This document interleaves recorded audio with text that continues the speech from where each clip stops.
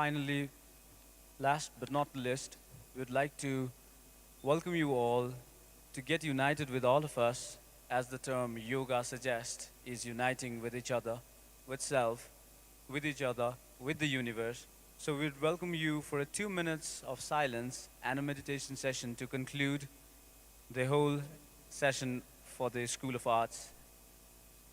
Thank you so much.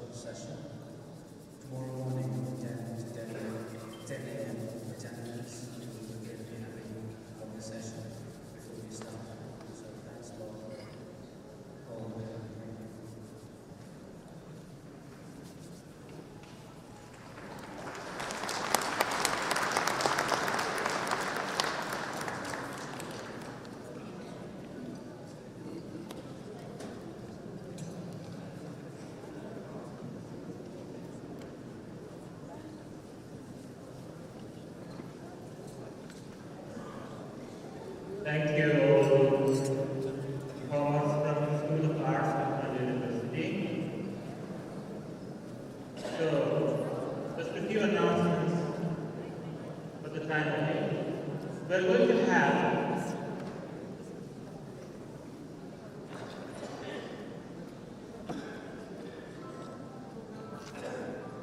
a session on interface with officers from Apex bodies. So we have arranged this way. All the distinguished vice chancellors and AIU officials will remain in this hall for this meeting. And rest of the participants and guests will go to the launch. The launch is prepared outside this venue. So Apex body meeting and the launch parallel. So we'll meet, all of us will meet for the technical sessions at 1:30 in the same hall. Technical session 1 on international cooperation, collaborations and partnerships, building bridges for higher education. So volunteers, please lead the guests to the launch venue.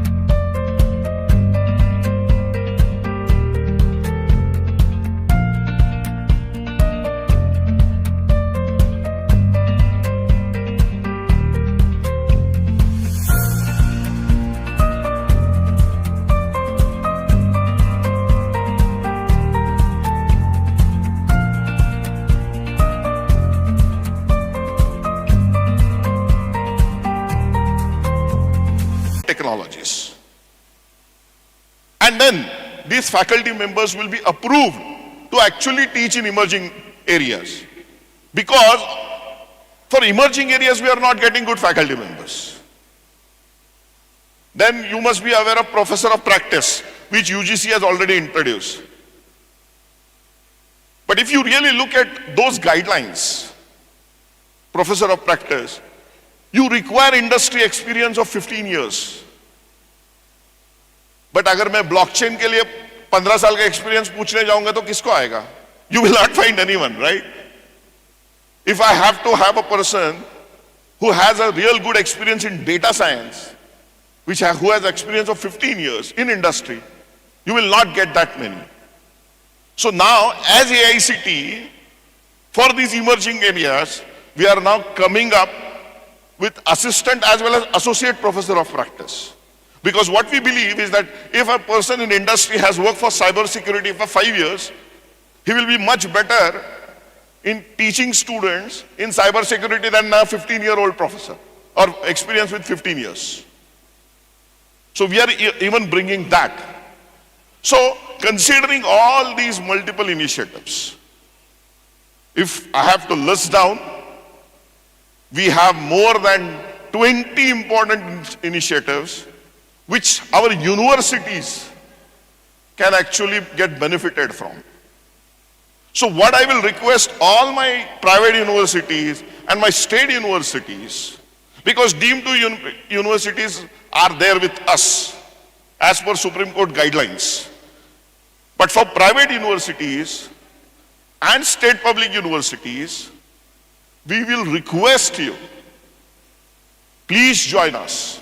It will be a pain initially, but I assure you that you will get benefited in long term. Because we are not going to control your seats, because we have opened seats for other AICTE institutions also. The biggest factor, fear factor which you had, capping on seats, it's not going to be there. Anyway, you have excellent infrastructure. So why not join us in this movement? So I feel that this year's our approval process handbook, which we have liberalized, some people say it is 1991 moment for education, technical education when it comes to AICTE. So that kind of thing we have done, and I hope that I will request you, or rather than hope, I will request you to read our approval process handbook thoroughly, and you will realize that it is beneficial for you. And as I said earlier, I will be more than happy to take questions if there are any. Thank you very much. Thank you, Jerry sir. And I think he has given a very nice picture of AICTE. AICTE is really changing. They have changed a lot in last 5 years, which I have also seen. So now I will request the ICR representative to come online and have a... You want a question, ma'am, please? Any volunteer is here? Please.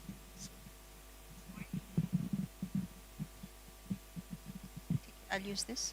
I'm using it. You can go on. First of all, I thank Dr. Jere for being so informative, and many of the things we as Vice Chancellor should have known, like this approval for BCA and BBA. We are running, I'm from Dr. Hari Singh Gaur Sagar Central University from Madhya Pradesh, Nilima Gupta. So we are a central university. You talked about deemed universities, private universities, state universities. We have these two courses, and definitely we'll go in for approval within the stipulated date. Now, we started in 2022. We started with 2 engineering courses in our university, and I'm very grateful to AICTE. You gave us the approval. Looking into the importance of these courses and looking at the response, next year in 2023, we applied for 4 more courses. Again, you gave us the approval. Our problem is that we are running these courses very well, but we do not have any faculty, and we are running them on a self-financing mode.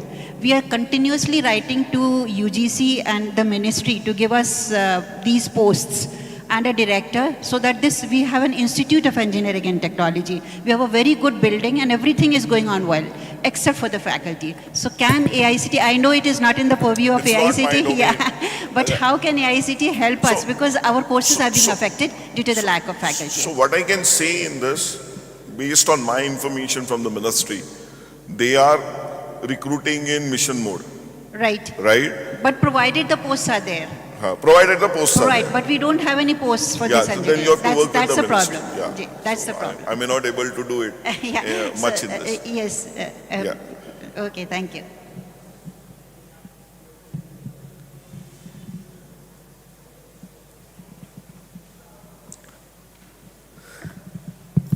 Thank you, sir. First of all, for this wonderful sharing from your side. Sir, I have a small query. And firstly, let me introduce myself, Professor Naseeb Singh Gill. I am from MD University, Rohtak. That we are just headed by our team of our Vice Chancellor, Professor Rajveer Singh. Sir, this year, from this 24-25, we as a university has also applied for 4-year integrated MCA program. Yeah. And when we are looking into So the- this year we are not approving any integrated MCA or MBA programs because we are waiting for clarity from UGC. Okay? The reason is, as per NEP, your graduation program, undergrad program has to be now 4 years.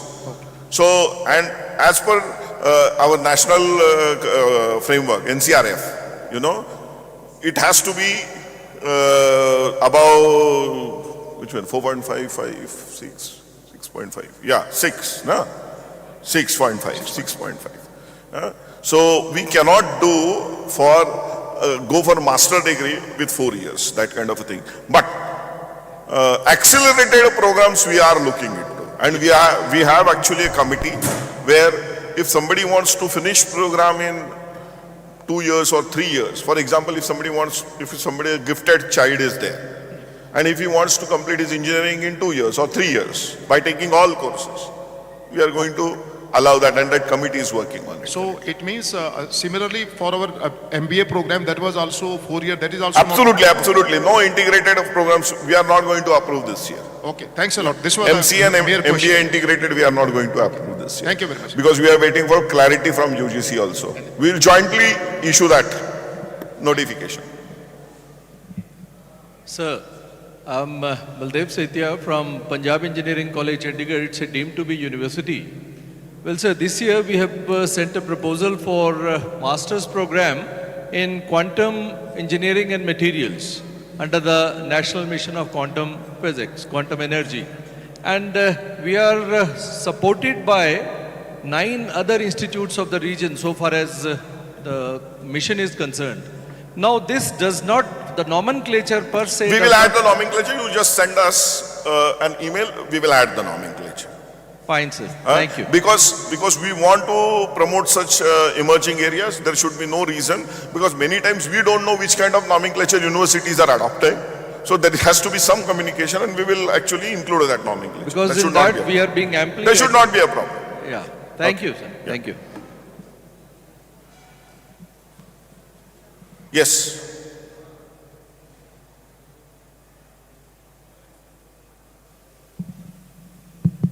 A very simple query. What you mentioned is recommended or mandatory? What? Universities enrolling with AICTE. So, Is deemed to be university is mandatory. Private university? Private universities, we are recommending, we are encouraging. Okay. Because as per Supreme Court judgment, private universities need not come to us. But if they want, they can come to us. But they need to follow AICTE norms. The judgment clearly Norms states is- that yeah, they need to norms is follow fine. AICTE norms. Norms is fine. Ah. Yeah. Thank you. Yeah. Okay.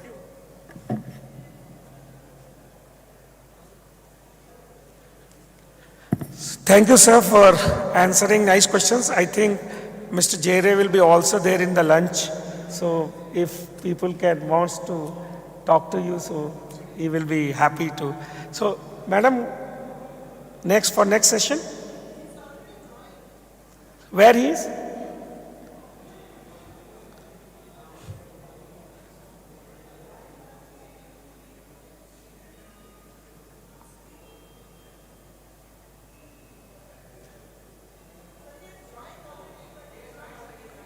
So how will he speak? So he's not on there?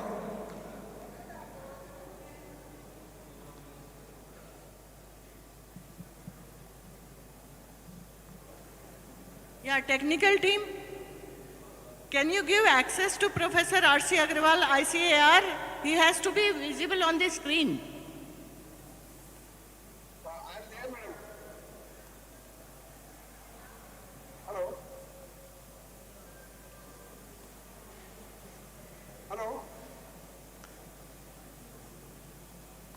I think some of us should take the responsibility of getting the things done. Can you listen to my voice? Yes, thank you for coming online. So he's or anything which you want to speak for 10 minutes, and then if people will have questions, we'll be happy. And thanks for joining online from the country. Thank you. Over to you, please. Okay. So,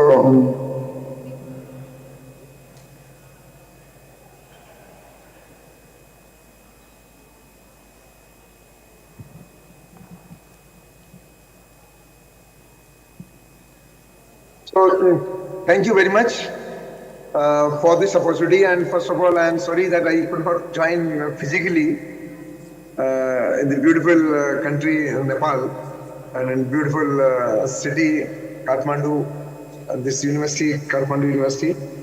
This could have been my pleasure. So, Honorable Chairman and the Vice Chair of this session, Dr. Pankaj Mittal, all the esteemed colleagues, Vice Chancellors who have attended this, who are attending physically this meeting and online.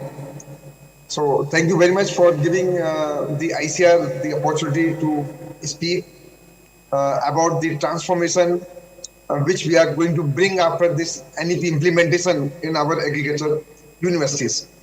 We are primarily focusing, as earlier also we were focusing on the vocational training program, entrepreneurship, and we are creating the human resource which can really become the job providers and not the job seekers.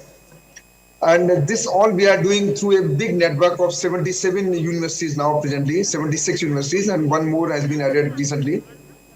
We have a lot of doctoral programs, 80 doctoral programs, 95 PG level programs, and the 11 and one new course in niche farming recently we have added. So we are now reorienting our whole system after this NEP to include more and more such courses. And especially if I just tell you, the first thing we did was for 1 year we just calculated that what is the human resource requirement in the agriculture. And we could find there is a gap of presently 49%. And if we increase the number of seeds and if we take the compound annual growth rate of 3%, rather 3.1%, then we can reduce this gap by 2040 to 15%. So accordingly, we are increasing our number of seats in all the courses. We also just saw that where we stand in the agripreneurship, in the entrepreneurship. And we could find that in the last 8 years, around 400 good entrepreneurs, agripreneurs have through our agricultural education system. You can see even there are 4 entrepreneurs who have more than 10 crores of the turnover. So different categories you can just see. So I can just again emphasize that we are focusing on this agripreneurship, which is the main focus of NEP, that how we can generate more and more vocational training programs. Not only this, if you just see the ecosystem, if you see the latest data, you will find that around 5,577 agriculture startups are officially recognized as on date. And if you see further breakup, then you will find that half of this is belonging to agri-tech. So we are equally focusing on the technologies, organic agriculture, horticulture, food processing, animal husbandry, dairying, fisheries, and many more. So a good number of agri startups are really coming through our agricultural universities, and that is really very encouraging to see. The another objective study what we did was that let us see the required teacher-student ratio of 1:10, which is recommended by UGC. But we were having less than that, 1:7 student ratio in all the state universities, the central agricultural universities, and which now has been increased to 1:8, and we are very soon going to increase to 1:8, 1:10.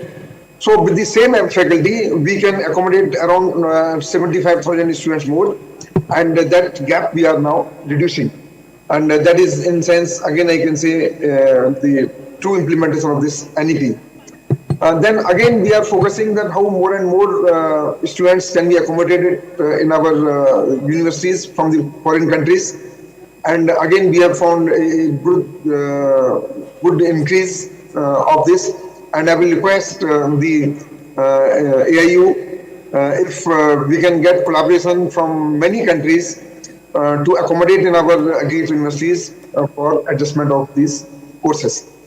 A good number of publications. We are again focusing through our consortium e-resources in agriculture. Now we are globally ranked 4 in the publications, our all agriculture universities. And we want to bring this number further down so that really we can go ahead. You can see the growth in the Asia region also. Now we are again at the top in the Asian countries. And again, we did one analysis that what is the graduate income index of our agriculture universities. And through this, we could find that our graduation income index rate, which we conducted in traditional universities and agriculture universities, is 6.9 out of 10, whereas it is 5.8 in the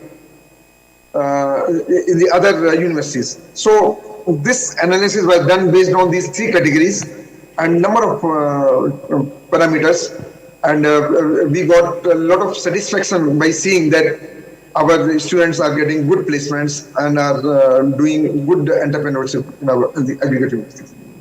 The another factor which is of great interest to us is because the women provide the food in the field itself and in the house also. And a lot of women are getting interest in the agriculture education now. If you say the male 1:19 ratio, if 90 male apply, only 1 gets admission. But for female, 31 students are applying and then 1 is getting admission. So like that, we can see in PG, PhD also. So a lot of interest among the girls students.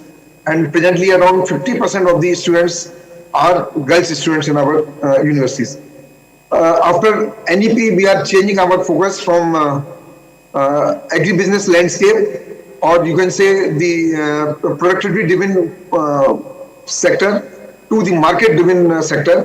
And for that, we are providing a lot of incubation centers, a lot of hand-holding for our students to get more and more exposure for these vocational training programs. The another study which we conducted for 10-12 months was that what are the gaps, why our universities are not figuring in the QS ranking. We have joined NIRF ranking, but still let us see that whether we can compete at the global level, and we could find only small gaps are there, which now we are trying to fill up, especially international student ratio, especially the ratio of the international faculty and many such things, and how the international research framework can be developed to bridge this gap. Way back immediately after this implementation of NEP, within 1 year we came out with a roadmap that what should be our roadmap for development of this implementation of this NEP, and we are working on that, and many of the provisions already we have implemented in this. And now very soon we are going to come up with the new course curriculum for the undergraduate programs, incorporating academic bank of credit, incorporating multiple entry exit, many diploma courses now we are going to start in agriculture, vocational courses also for 10th class students, 3 months, 6 months. So all those things with the support of vocational council and ASCI, Agriculture Skill Council of India also. We are trying to do all those things. For PG level, we developed the new course program incorporating the new topics, and already we have implemented in all the universities. More than 400 vocational courses already we have started, and they are getting a lot of interest. And I will request through this platform, if you can kindly motivate the rural youths to come up more and more for these agricultural courses, certificate courses. I think that's really going to help us. We are also trying to take up this agriculture education at the school level, and for that we have developed a course program, and very soon we are going to implement. To popularize agriculture education, we conducted more than 30 agriculture education fair in all the universities by inviting the schools, principals, parents, and a lot of awareness was generated through this. We are focusing again on the quality parameters. And for quality parameters, we have changed the land requirement relaxed land requirement.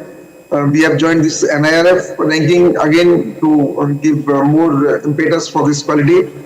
And again, many pedagogical competencies training programs we are conducting for our faculty. Blended learning with a cost of around 120 crores, we have implemented in all agriculture universities blended learning platform, and it's well taken. All the teachers are being trained for this, and I think that can really provide the students a very good platform for this new kind of learning, so that personalized learning can be there by the universities. A lot of initiative again for the digital infrastructure.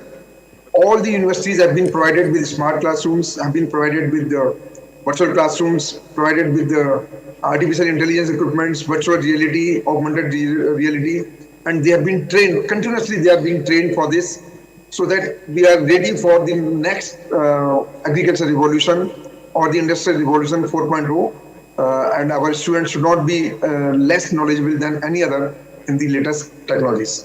So that's what now we are focusing. And through this, this is my last slide, I think. We are trying to, a very important component of our undergraduate program is rural entrepreneurship work experience, in which the students are exposed to the villages, where they get a lot of knowledge from the farmers, and they disseminate the information to the farmers. Honorable Prime Minister asked us that please revise this and provide a mobile app through the integration of the artificial intelligence. And maybe within the next few months, we are going to release this to all the students. And that's again going to be a very good initiative of ICR for agriculture universities to get the message from the farmers and to disseminate the information to the farmers. Our students, more than 2,000 students have been sent abroad to more than 27 countries, and more than 800 faculties have been trained in various countries on the all cross-cutting experiments and all the latest tools, latest pedagogical things, latest topics for getting this exposure, so that they can accordingly increase their competencies to teach to the students. Let me also just inform you that because of these efforts, now our on-time graduation rate has increased to 95.5%, which was earlier around 8 years back 77%. Our placement rate has increased to 60%, which was earlier 41%. And we have faculty research effectiveness has increased to 29.3% from 21.2%. Our resource generation also now we are increasing, so that our universities become more and more self-sustained by 2035, which is the objective of this NEP. And more industry-sponsored projects. Now we are taking 231 projects in the last 7 years. We got additional for this. And this is my, I say, last slide. That what is the roadmap to achieve this global eminence? We are focusing more for research outputs, for internalization, industry academia linkages, data-driven practices, market and communication, funding assurance, more vocational programs, and many such things we have really taken up. So thank you very much. This is the latest magazine which we have started for the benefit of the students, quarterly magazine, connected with this agripreneurship and many things, or success stories of the students. And I again thank you very much for giving me this opportunity. It's a pleasure to be here. Talk to you all. Thank you. Namaskar.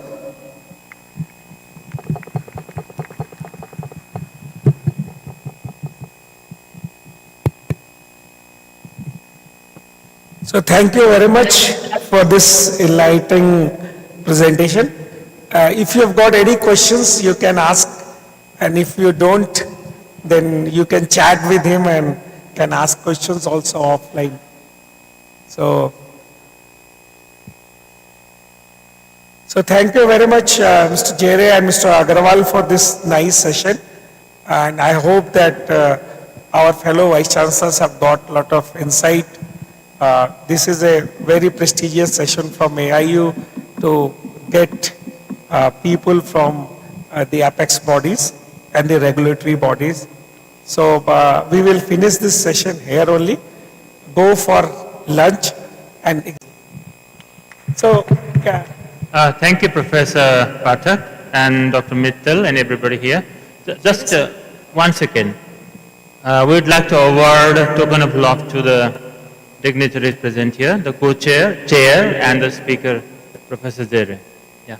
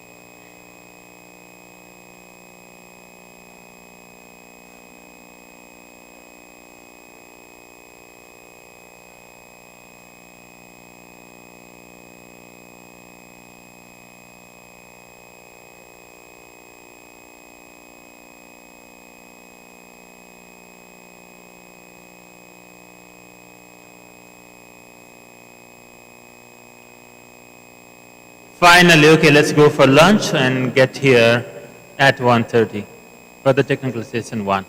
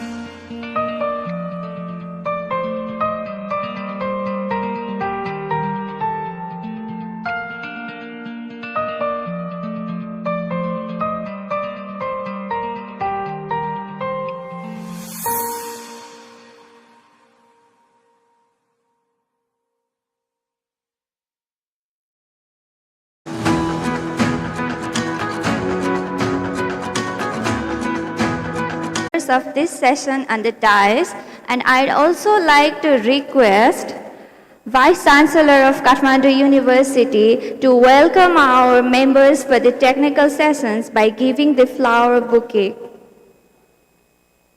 A warm welcome to the members of this session. The theme of the session would be, the session would be chaired by Professor P.B. Sharma, Vice Chancellor of Amity University, Gurgaon, Haryana. Similarly, the speakers for the sessions would be Professor Nilima Gupta, Vice Chancellor Dr. Harish Gaurav Vidyasagar. Similarly, another speaker, we have Mr. Matthew Johnston, Minister Counselor, Education and Research, South Asia, Australian Government, Department of Education, Australian High Commission, India. Similarly, we have Professor Dr. Shilu Manandhar Bajracharya, Vice Chancellor of Nepal Open University, Nepal. And also we have Dr. Gauri Bhasin, Chief of Operating Officer, Manav Rasna Vidyanriksha Private Limited. This session is themed The technical team, mic is echoing so much, nobody is able to hear anything. Can you reduce the volume? Technical team?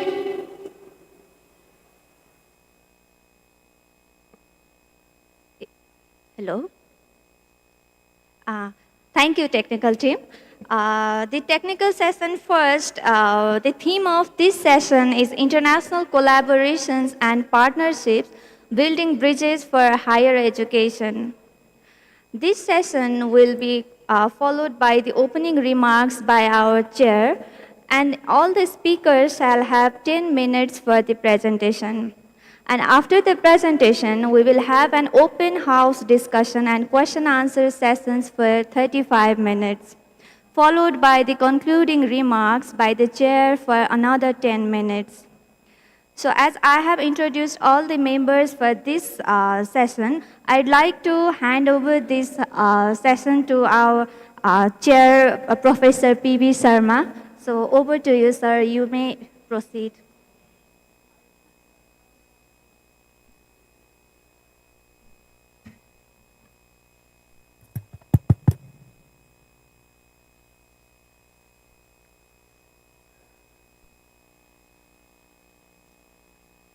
Honorable President of AIU, Honorable Vice President, Honorable Secretary General of AIU, Honorable Vice Chancellor of Kathmandu University, fellow Vice Chancellors, invited guests, ladies and gentlemen. We are at a defining moment in the history of higher education, both here in India as well as in Nepal. An opportune time is waiting for each one of us to contribute our very best from our university campuses to create the vital difference, not just in the economic growth of a nation, but also in the quality of life and the well-being of the humanity at large. And therefore, it's absolutely essential for fellow Vice Chancellors who have assembled here under the banner of the AIU North Zone Vice Chancellors meet to ponder and pause and discuss what can be done within our own campuses as well as in collaboration and partnership with our friends around the world, including the one in South Asia. And I am indeed very happy that the honor of chairing this very important technical session has been given to me, where I have a very distinguished panel with me. I have with me the Vice Chancellor of the Central University, Dr. Neelam Gupta, and then I have the Honorable Education Counselor from Australian High Commission, Mr. Matthew Johnson. I have with me also two learned speakers, Dr. Vajracharya, the Vice Chancellor of Nepal Open University, and also Dr. Gauri Bhashin, the Chief Operating Officer of MRVPL. Together, we would like to address and put before you some of our thoughts which we believe will drive the agenda of collaboration and cooperation between the universities in India and universities around the world, including here in Nepal. People like me have understood the value and worth of collaboration and cooperation and partnership right from the days when I was selected by Government of India to go abroad for my own higher studies. In those days, it was quite clear to our nation that we need to partner with the very best universities abroad to build up the vital capacity that we require for our own great nation, to march with confidence and courage and conviction to create the India of our dream. Our partnership with the advanced nations of the world at that time included America, United Kingdom. Of course, Australia was also on the card, but when I was a student, in fact, at that time, Australia was putting together its thought how best, in fact, to go about and make a much bigger value of collaboration and cooperation that unfolded in the subsequent decades for India-Australia partnership. And we have seen great benefits coming from such collaboration and cooperation for our great nation, as well as for our universities and institutions of higher learning. All IITs in the beginning had collaborating partner from a leading nation in America, in UK, in Germany, in Russia, and we saw that eminence was created both in education as well as research on the strength of the collaboration with which these institutions were founded right from the day one. We have also seen how this cooperation and collaboration between universities and institutions in India and our friends and partners abroad could succeed in creating new layers of vibrancy, of engagement into research and development in areas that matter. Today, in the areas of science and technology, including liberal arts and social sciences and management, India stands much taller, primarily because of the partnership and collaboration which we all enjoyed so well. But that, what we have done so far is still running short of creating the kind of ambience and environment that we require to meet the new vision of Viksit Bharat of 2047. I need not remind you that when the Honorable Prime Minister of India addressed the Honorable Chancellors and Vice Chancellors on 11th of December 2024, he was very clear in his mind, and he said that what the education that we provide today in our university campuses is going to have a phenomenal impact and a role in shaping the India of our dream. These golden words of the Honorable Prime Minister and what you have heard this morning from the Prime Minister of Nepal reinforce a conviction that we need to do much more, much better, maybe much faster, and to achieve the target of providing to the nation and to the humanity at large not only the well-educated and well-grounded individuals who would be able to take the torch of the profession with courage and conviction, but great human beings who would understand the value and worth of what the nations of the world today are jumping on their feet. And it is here we need to collaborate and cooperate to understand each other, to appreciate the transcultural and transnational boundaries and their influences, to create that one world in which we all want to live, and to make our own forefathers happy, who right at the early dawns of the civilization said, Vasudha Ev Kutumbakam, which means one earth, one family, and one common future of the kind that the government of India has so well placed before the G20 nations recently, makes a big meaning today when we are creating new layers of engagement in education, research, and innovations, and driving the agenda of collaboration and cooperation and partnership. We would be looking at in this technical session what can be done to make it happen. Building bridges between the universities is not a very difficult proposition. As a Vice Chancellor of a university now and Vice Chancellor of the universities I headed earlier, I know it's much easier to sign a memorandum of understanding and to engage into an agreement.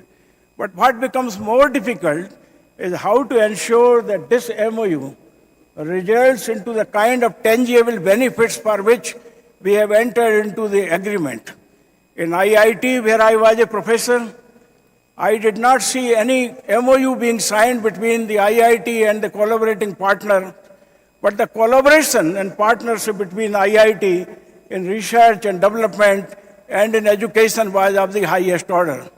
What it really means that the one-to-one collaboration between a Vice Chancellor at this end and the Vice Chancellor on the other end is not the sufficient condition to ensure that the bridge that we create allows the learned quarter to walk from one side to the other and shake hands and work together. In the IIT system at that time, the collaboration and cooperation was built by mutual understanding of the two sides, starting from the faculty of the two institutions. They would exchange their ideas, they will share their thoughts on what they are working, and then they enter into partnership. Together will drive the agenda of collaboration and cooperation. And that is how, in fact, the best universities of the world are also working. So one of the departures that we need to make now through our collaborative and cooperative partnerships between university to university in India and countries abroad, including our friendly countries like Australia, United Kingdom, America, Canada, etc., that we need to mobilize the mind and attention of our faculty to think of this collaboration well before the Vice Chancellor or the strategic policies of the university think. It is they who need to build it, that faith between working together and create some layers of vibrancy of understanding each other's work and create that vital interest in working together on areas of research, innovations, new product development, and also advancing frontiers of knowledge and technology, as the case may be. At the same time, we need to also ensure that our cooperation and collaboration that we enter now with the very best universities of the world answers some of the fundamental questions. One of the questions is that the whole world is looking towards us in the university for path-breaking science and mind-boggling scientific and technological innovations that will ensure that not only we meet the challenges that we have today, but we create capabilities from the strength and power of science and might of technology to create, in fact, capabilities by which we would be able to sustain the march of the humanity on the pathways of inclusive and sustainable development. And it is this idea of path-breaking science and mind-boggling technology innovations requires collaboration and cooperation. Because we are in an age today where each one of us knows something, but none of us know everything. And because of the compulsion of this new age where we need to pull together our brain waves, our thought ware, our strategies, and learn and cooperate with each other to drive the agenda of creating a much bigger, much better, much faster pathways of cooperation and collaboration for the larger collective benefit of the vast humanity. It is that agenda we need to also keep on the table before we roll out the strategies and policies and concretize our actions for putting our collaboration and pathways together. Let me finish by saying that the learned panel which I have with me, I'm sure has the answers for some of these questions. How do you ensure that not only the bridges are created, but people are allowed to cross these bridges from one side to another? We need concrete strategies in this respect. We need also government policies that will promote and prompt this collaboration and cooperation. India, in those days, was looking toward the advanced West to offer scholarships to build up capacity here. Today, as a nation roaring with success on the economic front, Our government can roll out scholarships and incentives and schemes for the talented foreign students, including in the developing countries as well as developed countries, because we are in a position to offer cost-effective, high-quality education. But the beginning has to be made in this respect for putting our people in the very best universities in India. Once the movement is created, the bridges are crossed, people begin to walk from one side to another, you will find the vital esteem of mobility, both of the faculty as well as of the student, would become a reality. We require new set of policy framework. We require new initiatives which will make the bridge not merely a connect between the two sides, but a bridge which will be vibrant enough to ensure that the vast talent on one side interact and works together with the talent on the other side and creates a win-win situation for both the sides together. It is with these kind of initial thoughts, let me take this opportunity to extend a very warm welcome to my esteemed panel here on the dais, and to each one of you, fellow Vice Chancellors and the senior officers and office bearers of Amity of Association of Indian Universities, for giving us this great opportunity to put our thoughts together, how to make the bridge and make the bridge capable of ensuring that both the sides walk over and work for each other's benefit. We are in an opportune position today because all nations of the world are understanding the value and worth of partnership and collaboration.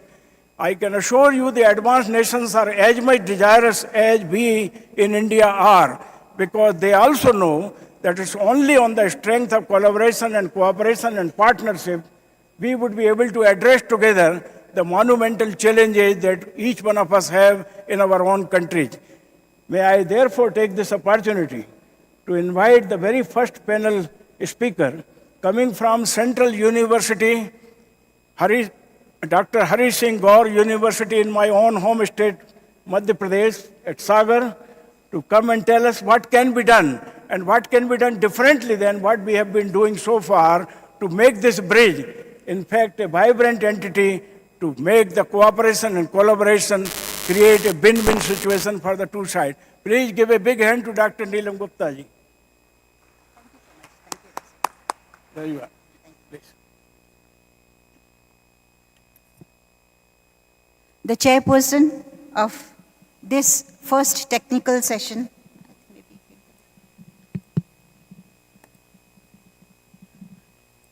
of the North Zone Vice Chancellors Meet, that is the International Collaborations and Partnership, Building Bridges for Higher Education. Professor P.B. Sharma, who is the chairperson of this session, already a well-known international figure who has been to several countries. And also I see the other speakers who are present here, Mr. Matthew Johnston, who is the Minister Counselor, Education and Research from South Asia Australian Government, Department of Education, Australian Higher Commission from India. Professor Dr. Shilu Manandar Bajracharya, who is the Vice Chancellor of Nepal Open University from Nepal, and Dr. Gauri Bhasin, Chief Operating Officer from MRVPL. The President of Association of Indian Universities, the Vice President, Professor Vinay Pathak, Dr. Pankaj Mittal, the Dynamic Secretary General of AIU, all the esteemed Vice Chancellor, Directors, Professors, and esteemed members who are present here. I deem it a pleasure to be amongst you, and I convey my greetings from Dr. Hari Singh Gaur, Sagar Central University. A very good afternoon to all of you. Well, this very conference which has been organized and talking about internationalization or talking about globalization, I see that the dais itself is quite international, having here on the dais the speakers who are from Australia, from Nepal, from India, and I think some more from other countries who are here in the audience from Bhutan, etc. And this is an attempt as to today why we are thinking of becoming a Vishwa Guru, and we are thinking of becoming international, we are thinking of becoming global, we are thinking of becoming something which is going to become international in the true sense that we are going to talk about education at the global level. So today when we are here to discuss something about international collaborations and partnerships as to building bridges for higher education. So why the first question is that why should we talk about internationalization? What was the harm that we could be in our own Gurukul system and proceed with our Indian system of education, since I am coming from India? But why are we thinking of globalization, or why are we thinking about internationalization? Because now we have to compete with global competency. We have to prepare our students, and we have to increase the economy of our country, and we have to develop global citizens. So now we have to, when we are talking about globalization or internationalization, we are also talking about increasing the global opportunities right at the international level. If you talk about research, if you see research, somebody who is doing on their own department in their own university, and somebody who is doing it with collaboration with other universities. Even in Nature, there is a publication which talks about when we have international collaboration, of course, we are able to do much better results. And that is the reason why today we in the university system are talking about collaboration with other universities, we are talking about research with other universities, and we are trying to develop good protocols, good patents, and move towards globalization of research facilities as well. So how can we do this internationalization? We sitting in India, or somebody sitting in Nepal, or in Australia, or in any other country, and we are thinking about becoming international. So how we can become international is that we can have, either we can have international students or international faculties, we can have faculty and student exchange programs, we can have short stay programs, or also we can talk about how we can, the recent trend which is coming, and you know what UGC has framed recently, that we are developing foreign campuses also in our country. So how should we proceed in this direction? Having, we can have all sorts of, we can host international scholars, we can send our scholars. There are many programs with many agencies, organizations who are conducting these.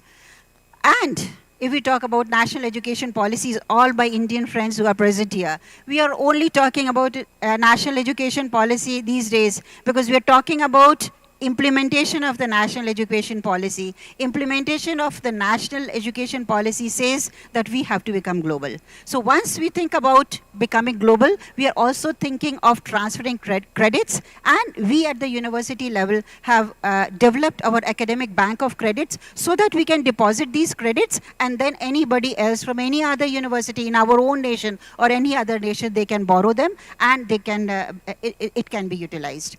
So now, in this internationalization of education, we must thinking of becoming global, and how we can do it, that is either we can bring something international into our country or our students who are going out. If you look into the data, we find that mostly our students, they are migrating from our country. Where they are going, they would like to go to USA. Where would you like to go? You ask your student, they would like to go to Australia. They would like to go to UK. They would like to go to Germany. And there is a craze in our students that if we go out, recently there was a survey, and in that survey, when the students were asked that would you like to stay in India or would you like to go abroad, 90% of the students said that they would like to go abroad. So this is a type of craze which is present especially in Indian students. So now I try to analyze these things. Let us see what is this flux of students going out and coming in. So this is some data. I try to simplify it a lot. And here on the left and right, you see in the middle is our country, India. And in this from Bharat, how many students are going out and how many are coming in. As I told you, 4 countries are at the top, which I just mentioned, and about 8.5 lakh students per year are migrating only to these 4 countries. If you take a total, then the total comes to about 1.3 million.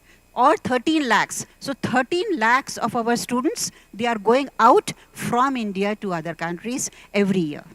Now, what about the students who are coming in?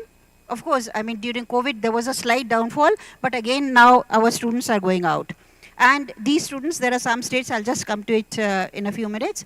Now, how many of the foreign students are coming to our country? Now, if you try to see into these figures, if in 2018 you see 72,000, 74,000, COVID, the figure went down, and now we tried that, no, we must have international students in our country also. So again, the figure has gone to 74,000, which was there initially, but our target is that we must work really very hard. Our students having a target that in this year or the coming year, let us reach at least a score of about 3 lakh students who should come into our country. Now, what are the states? What are the states in which our students are most? If you see in our country, that is in Bharat, we find that 4 states, Andhra Pradesh, Punjab, Maharashtra and Gujarat. These 4 states, most of the students, they are migrating out from our country and going out. Now just try, we are talking about internationalization, and I already said our students may go out or foreign students may come in. So if our students are going out, one might ask, what is the harm? Let them go. Still we are doing internationalization. But then if you look into the figures which you see in the blocks which are given below, 25% of our US students are Indians. If you analyze whole of USA, how many international students? 25% are Indian students. Number 1 is China, number 2 is India. If you see the expenditure, this is more important for us. Looking into the expenditure, about $10.5 billion, about 800 crore of rupees, we are spending. It is our money is going out into these countries. So if we're talking about the economy of the country, our students, they're not only going out, also our currency is going out, and right now, if you look into the figures, about 2,63,000 of our Indian students, they are in the US. Now, why study in India? Now, these I'm not, because Professor Sharma will say that you have crossed your limit, I'll just try to hurry up. But these are the reasons why our students, we have a number of reasons why our students should study in India. It is not only that it is a global quality of education, but we have many things like yoga, like Ayurveda, our Sanskriti, our traditions, and the different types of diversity which we have in our country. I think you won't find in any other country. And now UGC initiated these regulations. And these regulations, they have come into force in the year 2022. And as per the NEP policy, the clause is 12.b, a legislative framework facilitating such entry will be put in place, and such universities will be given special dispensation regarding regulatory, governance, and content norms at par with other autonomous institutions in India. And I think we all know foreign universities have made their entry in India. Could we imagine it in the past? I would say about 10 years back, 20 years back, could we think that foreign universities will come and they will make India their home place? They will develop their campuses in India. But this is happening now. And how is, according to this, these regulations of UGC, Dr. Pankaj Mittal was referring about these 3 types of programs which are being offered. The twinning programs, which is the partnership of universities, the joint degree program, where 1 degree is offered, 2 universities cooperate, and the dual degree program, in which 2 degrees are awarded. All these are available on the UGC website, and these are in practice. Now, what are these foreign campuses? How many of them? I think we know that the first university which has made its entry is Deakin University from Australia. It is already in the gift city of Ahmedabad. The campus is coming up. Following is Wollongong University. But there are several other universities, and as on date, 48 different countries with their universities, they have expressed their interest of establishing their campuses in India.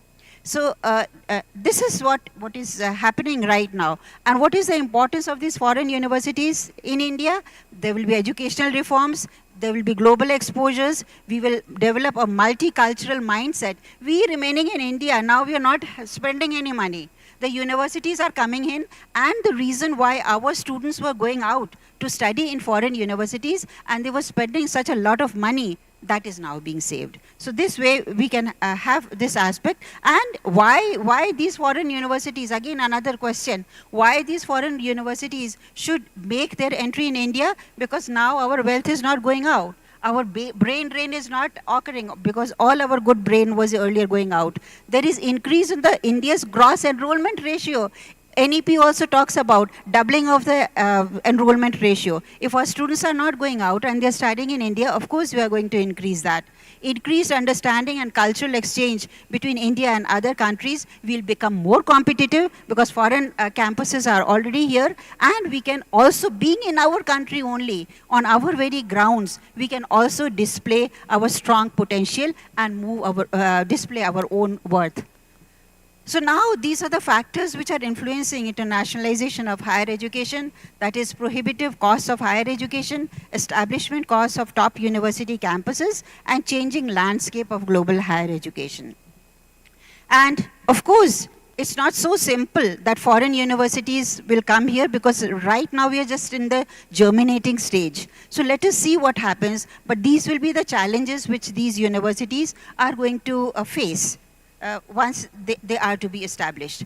Now, often people ask, and we have a craze, it may be the young scholars, research scholars, or faculty, which say that we want to have some grants. So these are the international grants from where we can have these international grants in the form of research projects.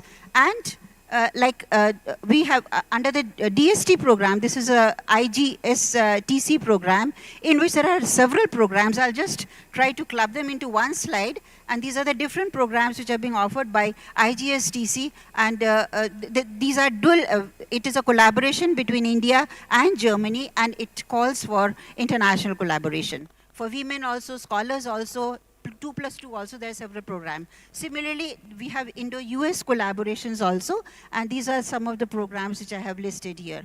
And Indian National Science Academy, right now it has linkages with 42 countries. There are MOUs with 19 countries. There are academies, 15 international academies. Fellowships are being provided, exchange programs. I think there must be many beneficiaries who have availed of this scientist exchange program. As myself, I have availed of 2 of these programs.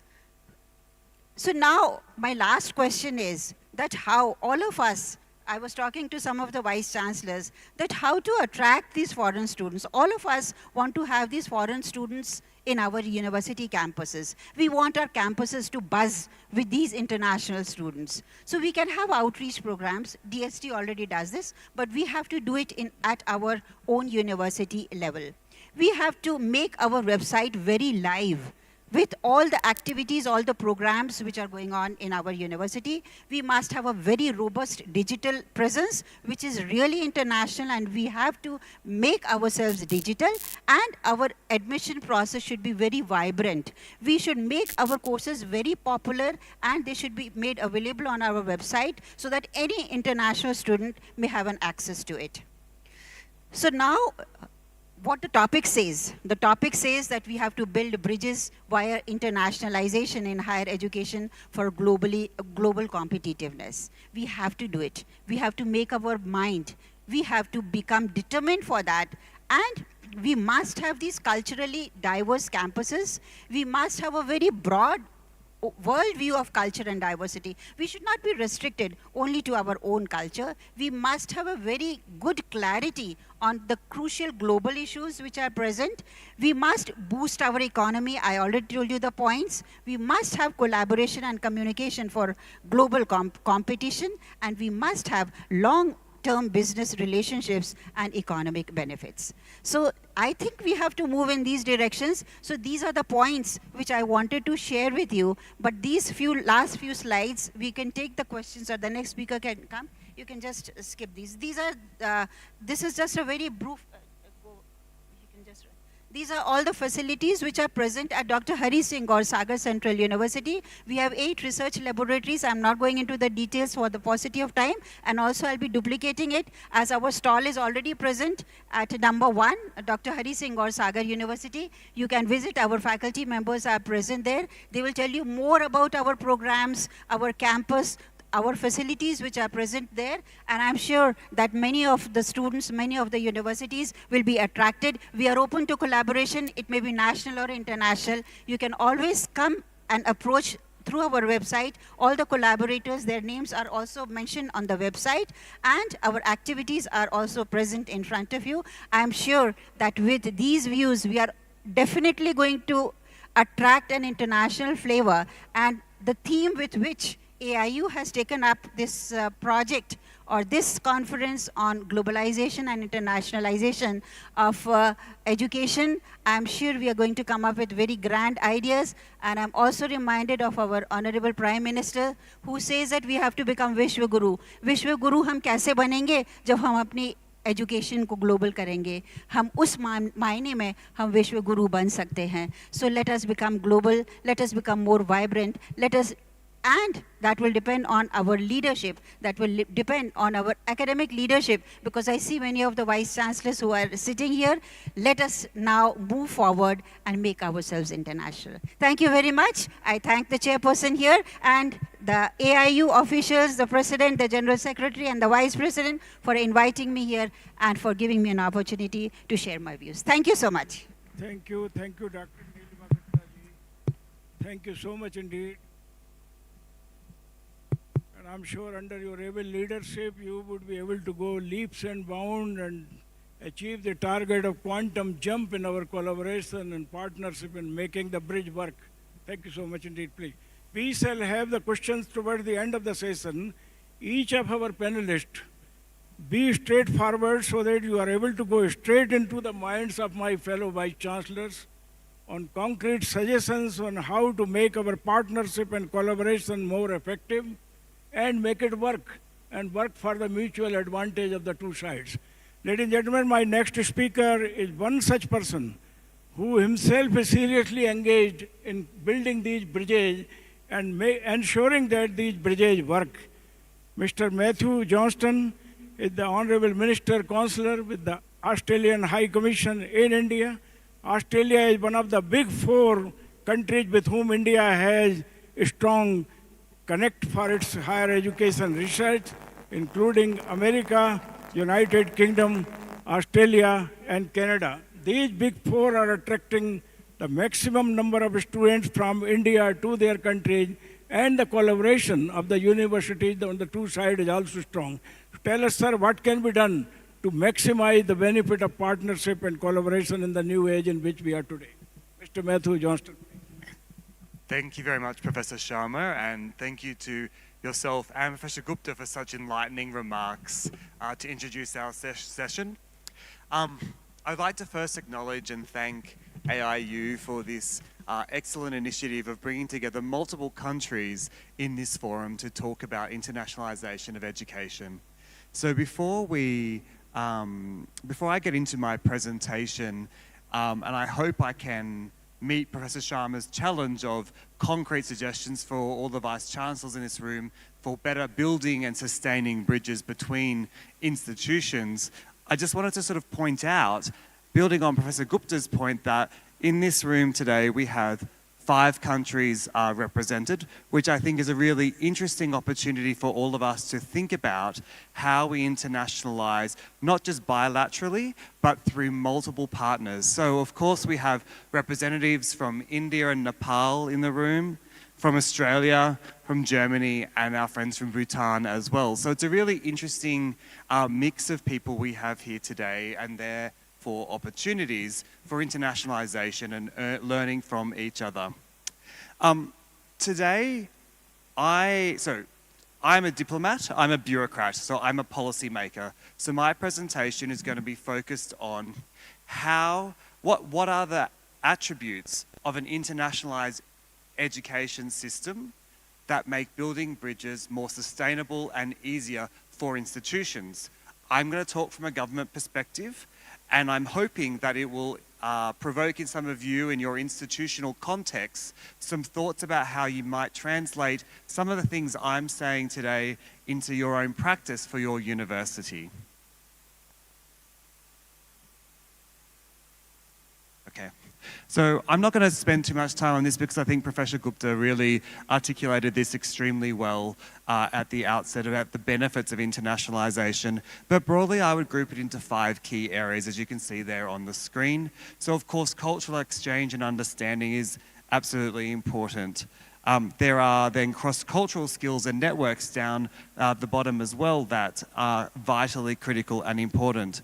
But some of the things that I think internationalization can bring, depending on the model of internationalization that's adopted by institutions, is enhanced academic quality, therefore global competitiveness for students in terms of their ambitions for employability, for creating a career, for creating jobs for themselves and for others, and then of course the economic benefits, which I think sometimes we don't like to talk about in the context of internationalization, but of course international education does provide economic benefits for the student in terms of their ambition in their career, for institutions that take in international student fees, and then for communities that are around universities that have businesses that spring up to support international students. So that can be accommodation, that can be small business, medium enterprise, bringing international students to workplaces but also to universities creates a lot of cross-cultural pollination, but also a sharing of innovative ideas. That is what we all are really trying to strive for when we are thinking about internationalization. We, governments, we, institutions, all want the benefits from this. And so I think it's really important to think about what are the benefits of internationalization and the outcomes that you want to achieve as an institution when you go about formulating internationalization programs, whether it be student mobility, faculty mobility, whether it's delivering international curriculums, as Professor Gupta was saying, in another country, or whether it's through foreign branch campuses, which we'll touch on a little bit in a moment. So what is required for an internationalized education system? So there are 4 key areas that I think really make a difference to how a system is internationalized and promotes greater mutual understanding and makes it easier for institutions to partner with people, with other institutions all around the world. Firstly, governments create frameworks for institutions to operate in.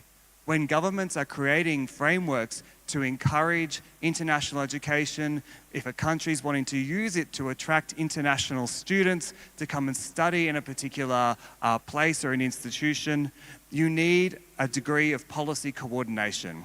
What do I mean by this? So the regulatory arrangements for universities need to be sufficiently autonomous and flexible for you to go and do partnership building, to find innovative and creative solutions and partners all around the world. You need visa certainty for students. Students need to know that when they come into your institution, that their legal status for being in a country is sound and they'll be able to live there legally. Student protections, welfare, and a high standard of living, but also high quality education is also critical. Each part of this system sit in different government ministries, and a degree of coordination is very much needed to ensure that the student experience is held at the core in any internationalization program that is established by institutions.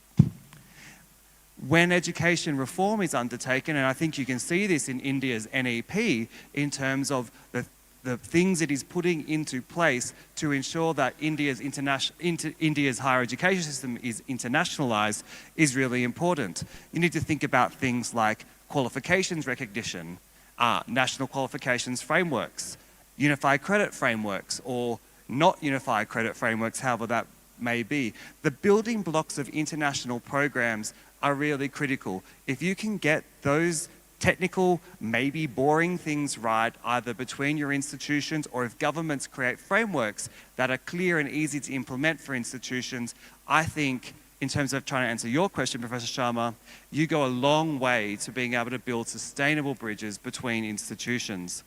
You can't do governments cannot do all of this alone. We can create beautiful frameworks or not so beautiful frameworks, and unless any of you see them as beneficial, I'll take them up, they're kind of pointless.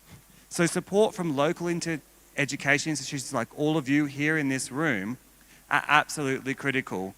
Feedback from institutions to government and from government to institutions, feedback from students on their experience is vitally critical in terms of being able to design international education programs that really work and that students want to take up and study.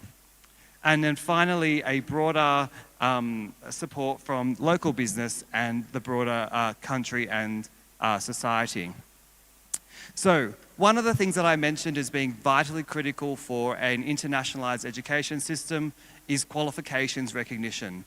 Students are going to invest money, they're going to spend time away from their families and friends overseas, and they're doing this with the goal of making their lives and the lives of their family better, and their desire to get good employment outcomes. Yes, there's a lot to be said for cultural exchange and getting a broader experience, which absolutely is vital for international students anywhere in the world. But unless what they come out with at the other end of their education is a qualification that's valued by business and by other countries around the world, they'll start to question the value of going abroad and spending a lot of their hard-earned money on international study experiences. So qualifications recognition, whether that's equivalence, comparability, whether it's referring to the UNESCO international conventions, or whether it's bilateral agreements between countries, such as the one Australia executed with India last year, really is about promoting equal and mutual international mobility and mutual benefit. There has to be an understanding of systems, which is critical for qualifications recognition. And this is a role that governments can play in terms of ensuring that institutions understand who they are partnering with, the requirements of those education systems, so that when students undertake your programs, whether they're dual, joint, twinning programs, or whatever they may be, they're on a really sound footing that their academic study will be recognized, and therefore the credits will be given to them in a seamless and streamlined way. A national qualifications framework is vitally important as well. A properly implemented national qualifications framework is also vitally important to an international education system. It allows students to be flexible in their pathways. So if you look at the Indian NSQF, or National Higher Education Qualifications Framework, multiple entry and exit points for students that really reflect the new way of studying now, the new way of acquiring knowledge, of using acquisition of knowledge to support your career is really important. And so there, in terms of the 4 aspects of a national qualifications framework that we in Australia think, and I think are really beneficial for promoting international study and understanding between institutions, are these: a focus on lifelong learning, international recognition and understanding, improving education and workforce development, so aligning industry needs with academic curricula is really important, and that the framework, by and large, focuses on student mobility. Quality assurance and regulation as well is vitally important, and regulators in a lot of countries focus on this in terms of ensuring academic standards are high. When you have a high quality reputation or a high quality system with good academic standards, students want to study with you and people want to partner with you. Some of the other elements that I think goes to Professor Gupta's point about dual, joint and twinning programs, or transnational education, and the establishment of branch campuses really comes down to these key points that I'm outlining here. So foreign partners will have trust and confidence to set up a branch campus like Australia is doing in India, or to promote greater dual programs, as Katja from DARD was telling me about earlier in terms of their German universities. Will do so because regulations and guidelines are clear. Those regulations and guidelines give all of you certainty for how you can enter arrangements with foreign countries as well. I've seen a number of cases where, notwithstanding very clear regulations, universities still don't know how to go about forming partnerships. So guidelines could be beautiful, but the actual practical implementation of that is what's really critical in terms of building sustainable bridges between international institutions. I won't go through every point there because I know we've got a couple more speakers, but this is kind of a summary from our perspective in Australia. But if you look at a range of different transnational education regulatory arrangements all around the world, including how India is approaching the implementation of the NEP, these are common features of internationalized education systems that promote the ability for sustainable institutional partnerships.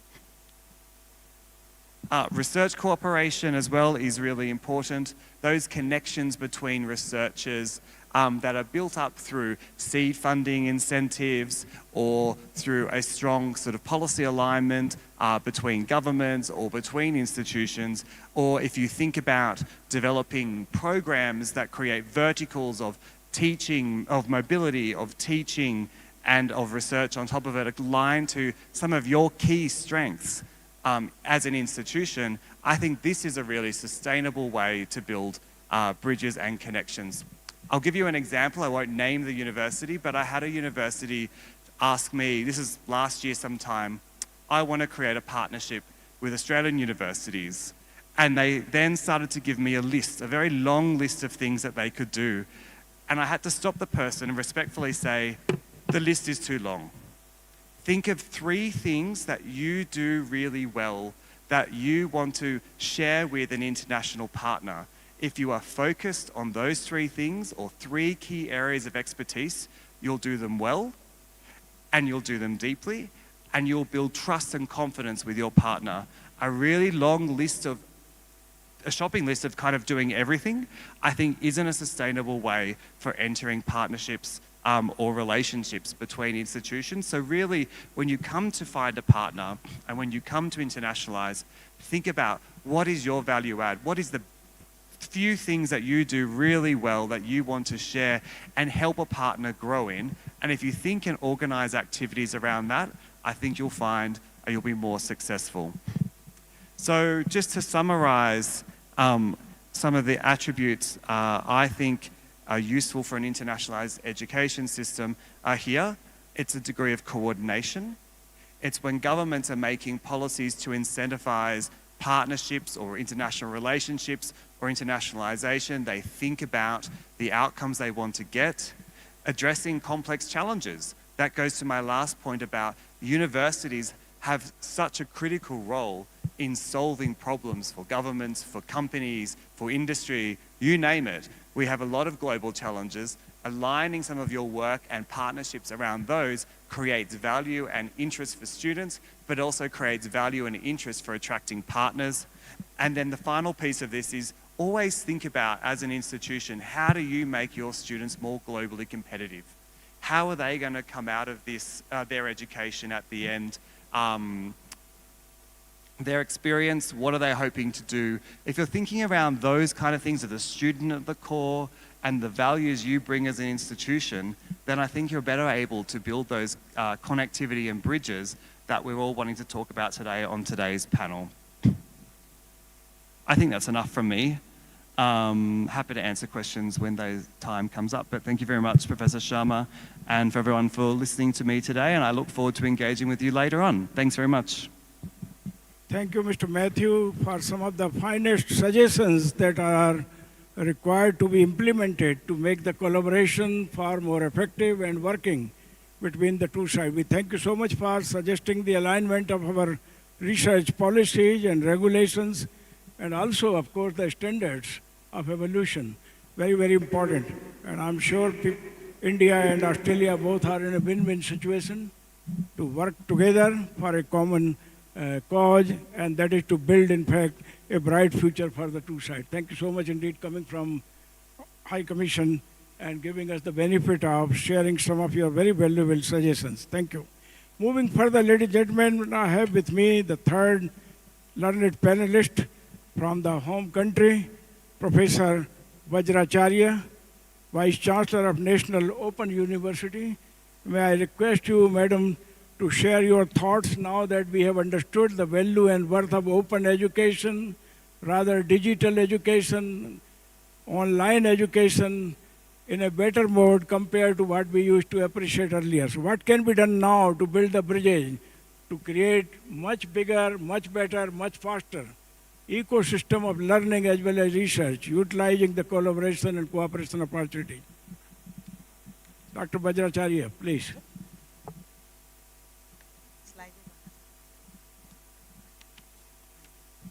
I know the time is limited for this session. We have to close at 3 o'clock and therefore take 10 minutes to make your presentation. So I have another 10 minutes toward the end for question answers and summing up. Thank you very much. Respected chair of this session, Professor P.V. Sharma, Vice Chancellor of MIT University, fellow presenters, distinguished Vice Chancellors, participants, and ladies and gentlemen. First of all, I express my gratitude and thanks to the organizer, AIU and KU, for providing me this opportunity in this August session of North Zone Vice Chancellor Meet 2024. Actually, I was a little bit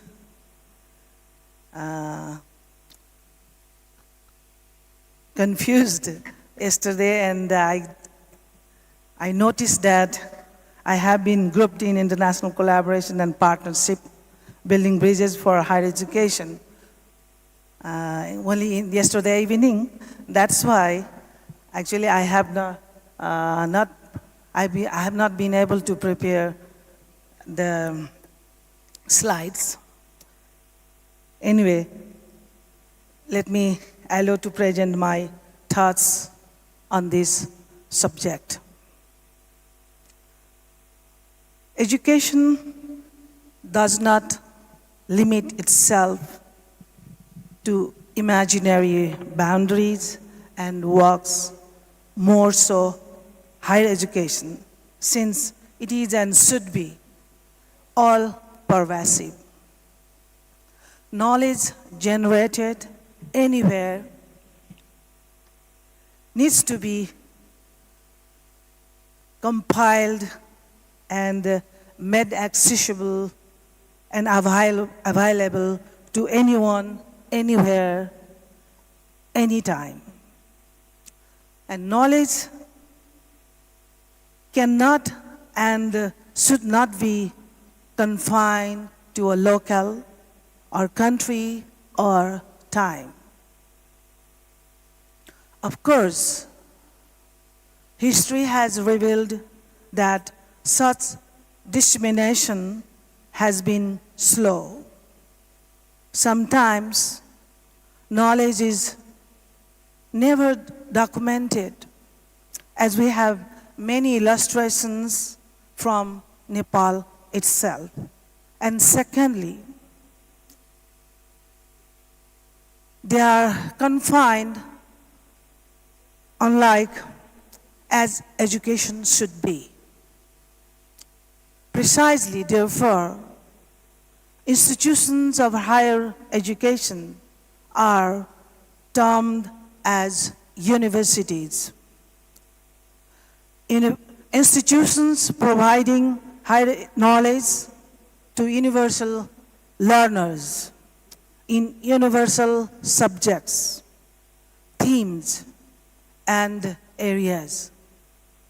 So, instead of international collaboration and partnership,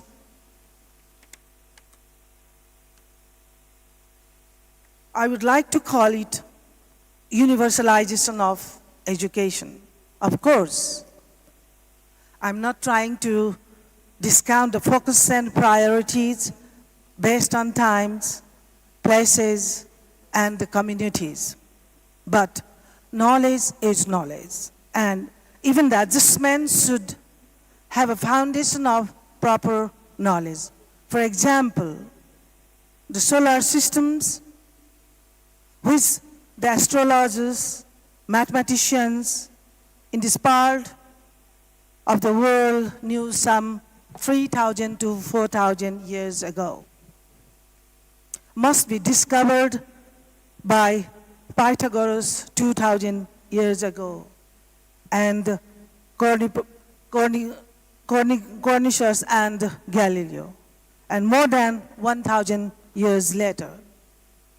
The scenario, however, has changed. ICT revolution has made knowledge accessible at the fingertips. Mr. Chairman, let me briefly highlight the rationale for international collaborations and the partnerships. First, knowledge is being generated, discovered, and rediscovered at every moment. And to translate it into papers, then to books, and then to curricula takes anywhere between 5 to 10 years and more. And this is totally unacceptable. If a medical doctor is trying to cure a patient, he or she must be able to do it with the latest knowledge. Equipment, methods, and medicines. But the evidences tell otherwise, meaning the global curing system may be second best and still inferior depending on places and access. Secondly, global problems and the complexities are growing at a geometric pace, making knowledge at hand inadequate to address them. It took some 150,000 years for the Homo sapiens to reach the first billion, but took less than 2 centuries to grow 8-fold. The real use of mineral resources grew significantly only after the Industrial Revolution 1.0, that is late 18th century.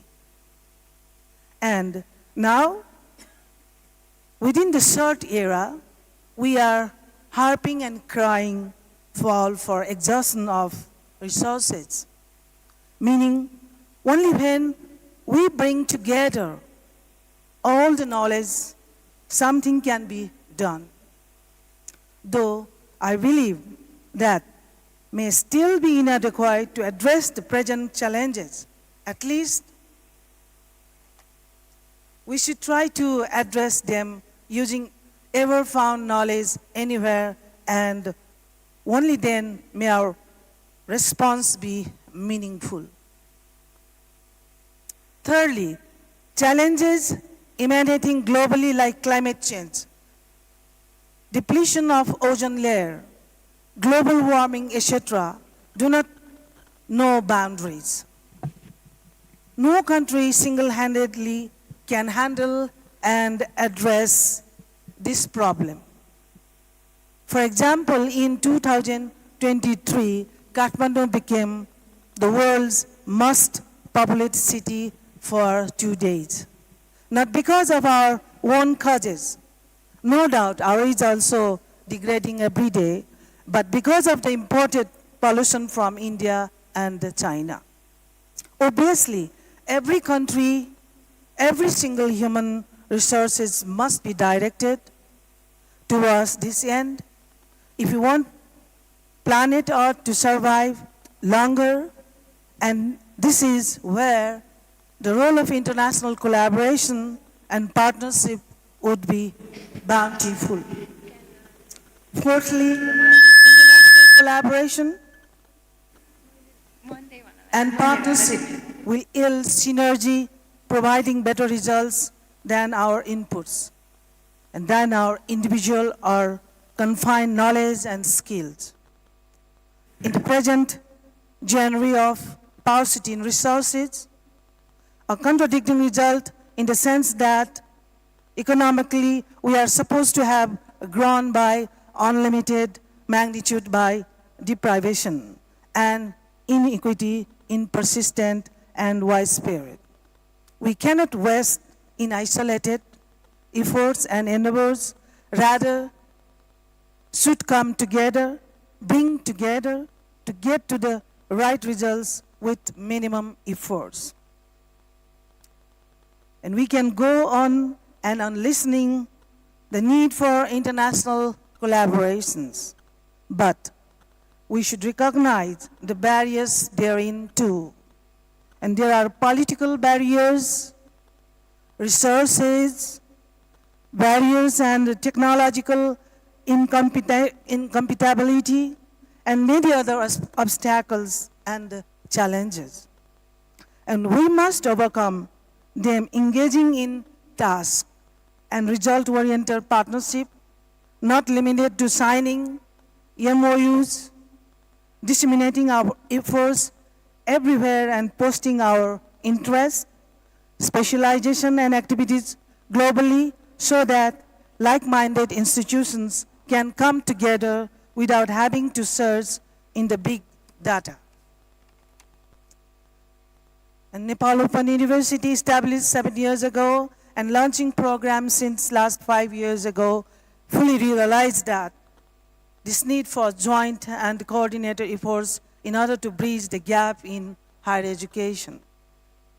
Despite the growth of ICT and resources, as I have observed before, the inputs vary significantly. The pedagogy differs, and the academic environment differs, meaning discrepancy in quality in a big way prevails. And this is not a satisfactory situation at all. And we must join hands to overcome it through meaningful and result-oriented partnerships. The scope, particularly in open and distance learning, has increased by many folds. Of course, it also may have generated apprehensions that a few global academia may ultimately dominate the higher education in the world. But for now, let us take advantage so far. Learn from institutions who have done it and experienced it, and let us all benefit from that. Despite being at its infancy, we at NOU have been conscious to foster international collaborations from the very beginning. A few illustrations of our collaborative efforts include research-based teacher education 2022-26, supported by NORAD in joint collaboration with NLA University College, Norway, University of Agder, Norway, Theological University of Apeldoorn, the Netherlands, and Early Childhood Education Center, ECEC, and developing pedagogy for 21st century skills supported by Minister of Foreign Affairs, Finland in collaboration with Tribune University, Yamak University of Applied Science, Finland, Hamak University of Applied Science. Likewise, we have equitable access to higher education for students with disabilities and students from marginalized groups. E10 Erasmus project in collaboration with different national and international universities. Similarly, despite extremely limited numbers of our faculties are trying to promote and develop such partnerships. And we have also carried out a number of international conferences jointly and have joined hand with Cardiff University and others towards this goal. And despite some of these visible results, we have yet to see real ongoing partnerships in research and development, teaching learning processes, student and faculty exchange, and extending other academic services. My clamor, call is to let us not dispute our resources. Let us not dissipate our resources in isolation. Let us bring synergy through meaningful collaborations. And survival in isolation is long over, and it is the age of interdependence, as is strongly advocated by Lord Buddha more than 2,500 years ago. So in order to better the lives, including that of planet Earth, let us therefore join hands by breaking the shackles of barriers and impediments. Thank you very much.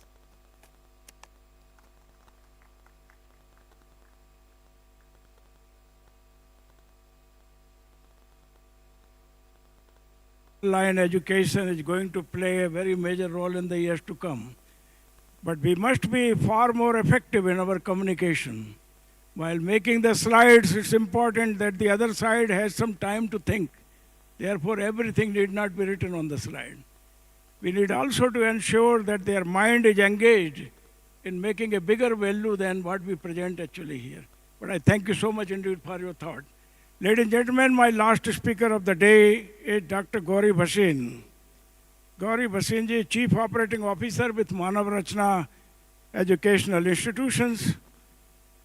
As written here, guided by the principles of integrity, perseverance, and passion, Dr. Bhasin envisions herself as a catalyst, bridging the gap between the envisioned ideals and the tangible achievements. Dr. Bhasin, please share your thoughts. What can be done to bridge this gap between the ideals that we have in our mind and the tangible achievement that we can make much faster, much bigger, much better than what we could have done otherwise if this conference was not organized. Over to you. Thank you so much, Professor Sharma. First of all, my quick and hearty compliments to Government of Nepal, AIU, University of Kathmandu for this successful endeavor. Indeed, it has given us a lot of insights and more to come in the coming sessions. Warm greetings to my esteemed fellow panelists, all the Vice Chancellors, the delegates, and everybody who's present here today. In the interest of time, we are not running any slides, and I'll try and keep it really, really short so that we finish in 7 minutes and we do have time to take questions. You know, it is actually a pleasure to speak last because all the worthy points and arguments have already been put forth, so it makes your job easier. All I'm going to do is try and consolidate the questions which we have pondered over, add few perspectives to it, and then leave it open to all of you to go back and discuss further. Starting with the subject itself, the subject of international collaborations is gaining prominence with every single day. I don't think we need an answer to this thing.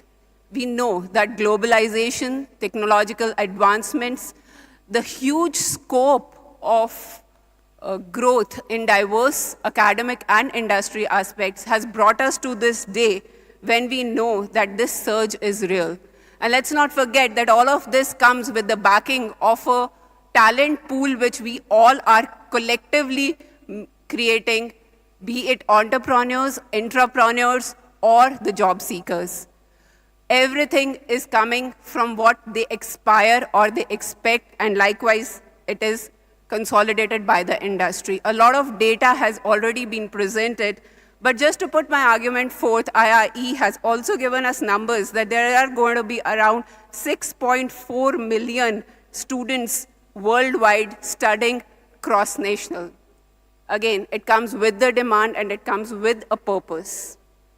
There are a few pertinent questions which came around when we heard the fellow panelists and which have been pondering over with all of us as universities. First and foremost is our areas of collaboration. As Mr. Matthew rightly put forward, that when we meet any international collaborator, we have a huge to talk about, oh, we can collaborate on this, that, we have this, these many schools, these many colleges, these many programs, these many research centers, this. But what are the areas of prominence wherein we definitely know that we have to make growth, and the areas where we have to go back and rework and maybe restart as well? In the interest of time, I'm going to cut short. We have heard about research, student exchange, faculty exchange, joint degree programs gaining prominence, joint research centers coming and giving meaningful answers to the questions which were unanswered by far. All of this together is collaborating towards internationalization, but meaningful internationalization. UNESCO has put forward that 5,000 international joint degree research programs are offered worldwide already, and it's growing. The number of students which are enrolled in transnational education programs are expected to reach 10 million by 2030. Research being the essence of every single aspect of what industry and academia is doing, the prominence cannot be more. 1 in 5 of the world's scientific papers are co-authored internationally, and we know about it. But the important part here is that the ability to scrutinize, to debate, and to share the experience is essential for academic and scientific accomplishments. Indefinite scientific questions are being worked and answered by this mutual exchange. Few of them we have recently witnessed, and I'm proud to share with you, which I'm sure majority of you know, that Chandrayaan-3 involved 15 countries and space agencies working together collaboratively, and the success of the day goes to each one of them. Coming to the academia or to the university setup, I'm sure each one of us are working in sustainability arenas because that is the need of the day. And there are many international collaborations going around with the universities, one of which happens to be Global Alliance for Water Security and Sustainability, where over 80 universities from 6 continents are members tackling global water challenges collaboratively.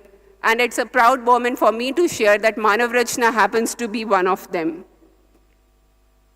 Needless to say, everything is about demand, which is backed by holistic growth, and that is where we all are aiming for. Next question, which comes and is again of great significance, and I'm sure being representing the academia here from higher education, you will relate. A quick nod will help me move forward. Well, at the macro level, the clear objective, aligned strategies, allocated resources, and supported collaborative initiatives. When we are working with one vision, with any international collaborator, we are going to have a long-lasting association which is not going to end on an MOU, but is going to be multiplying with every single new MOU which we are signing. Government bodies, policy makers, private universities, state universities, industry, everybody has to collectively support this macro level implementation. We've already heard, and all of us know, that how Study in India program has been successfully revamped by the government. We are about to welcome a lot of foreign universities within India, and I'm sure Nepal soon. I was in the Gift City a few days back, and the work has already started for 2 international campuses there. The question here is that, rather the answer here is that these collaborations should be mutually beneficial to the students, faculty, and the local communities, along with the economies of both the institutions which are joining hand for global growth. Coming to the micro level, it is about the people who work at the ground to make this collaboration work. These are the people who have been attached with the responsibility to ensure that whatever work we are assigning or whatever amendments we are putting, everything is being worked upon daily. Here is mutual trust, shared values, and building sustainable partnerships which the administration and the staff of both the groups have to collectively work for. Flexibility and adaptability are the key navigating challenges and seizing opportunities in this rapidly changing global landscape. In this light, it's important to make sure that any university partnership can adapt and survive in changing circumstances. We know how dynamic the environment has become. I'm not going to mention the nationalities, but we have seen the movement towards certain countries, and all of a sudden there is one policy decision which comes and everything goes in a dilemma. We being the university reps or we being the parents, and I'm sure a lot of you will resonate with the same, there is a lot of ambiguity. So whatever partnerships we are getting into, it is when we have the mutual respect and faith that we know that all these highs and lows will be surpassed and the association will continue to grow and flourish in the interest of the students who have attached their faith in us. Third question is the role of technology. Though all of this is meaningful human intervention, but let's not demean the importance of technology in successful international collaborations. Trust building, how?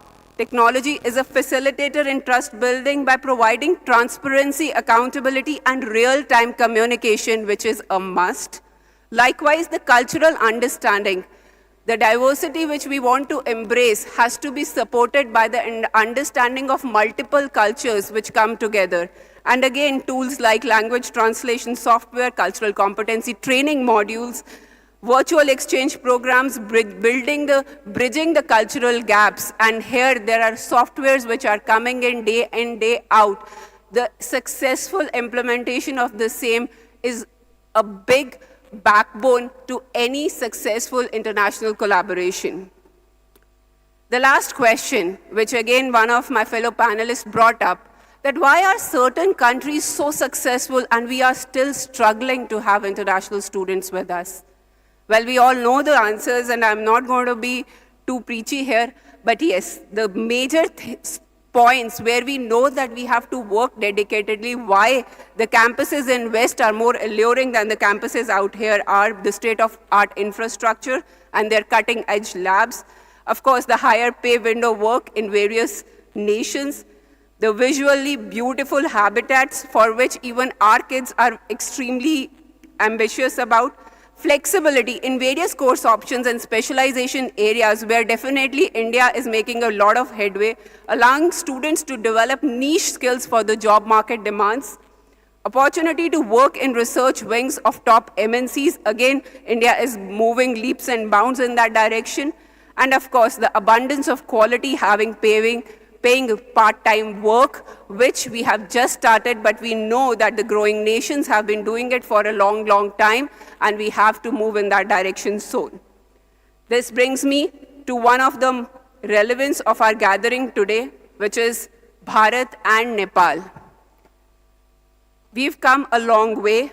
As close neighbors, India and Nepal share amicable ties of friendship and unity, characterized by our open door and deep-rooted people-to-people contacts of kinship and culture. We are extremely humbled and proud with this association. How we want to take it further is by strengthening the bilateral relations through academic collaborations. The Indo-Nepal Education Council has reported a significant increase in academic exchanges between the two countries. Out of the 170 countries from where the students are coming to India to study, a huge chunk does come from Nepal. They are happy because with the favorable currency conversion, they are in a much better position. They get smart placement opportunities to contribute in economic benefits. However, the ones who return back to Nepal bring back academic knowledge and technical know-how, aiding in the economic growth of Nepal as well. Before I conclude, I want to reinstate our faith that international collaborations should be more interconnected and resilient towards an academic ecosystem. And for this, it is imperative to enhance the experience for international students, for which every single unit has to work with dedication and ensure that whatever we are committing to the students who are putting their faith in us, we are able to serve them to the last mile. Lastly, on behalf of Manavrachna, I thank you all for accepting our views together. And since the subject is very, very sensitive, my note is that the 3 C's which we have seen when applied have given success in every arena, that is character, commitment, and competence. As the representatives of academia, these 3 things, if we don't undermine and we stand tall, with the faith of international collaborations coming to us sooner and multiplying in no time, we will definitely make a headway and make country proud. Thank you very much.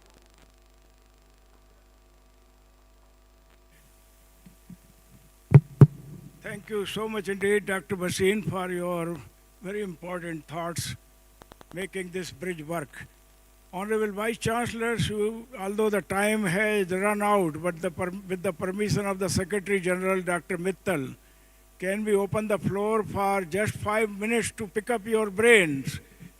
Because this time would never repeat again. Today we want to understand how to move faster create much bigger impact of our globalization and collaboration and partnership to address some of the challenges which are already there on our doorstep. Anybody from the audience, any Honorable Vice Chancellor or the invited guest want to ask anything quickly?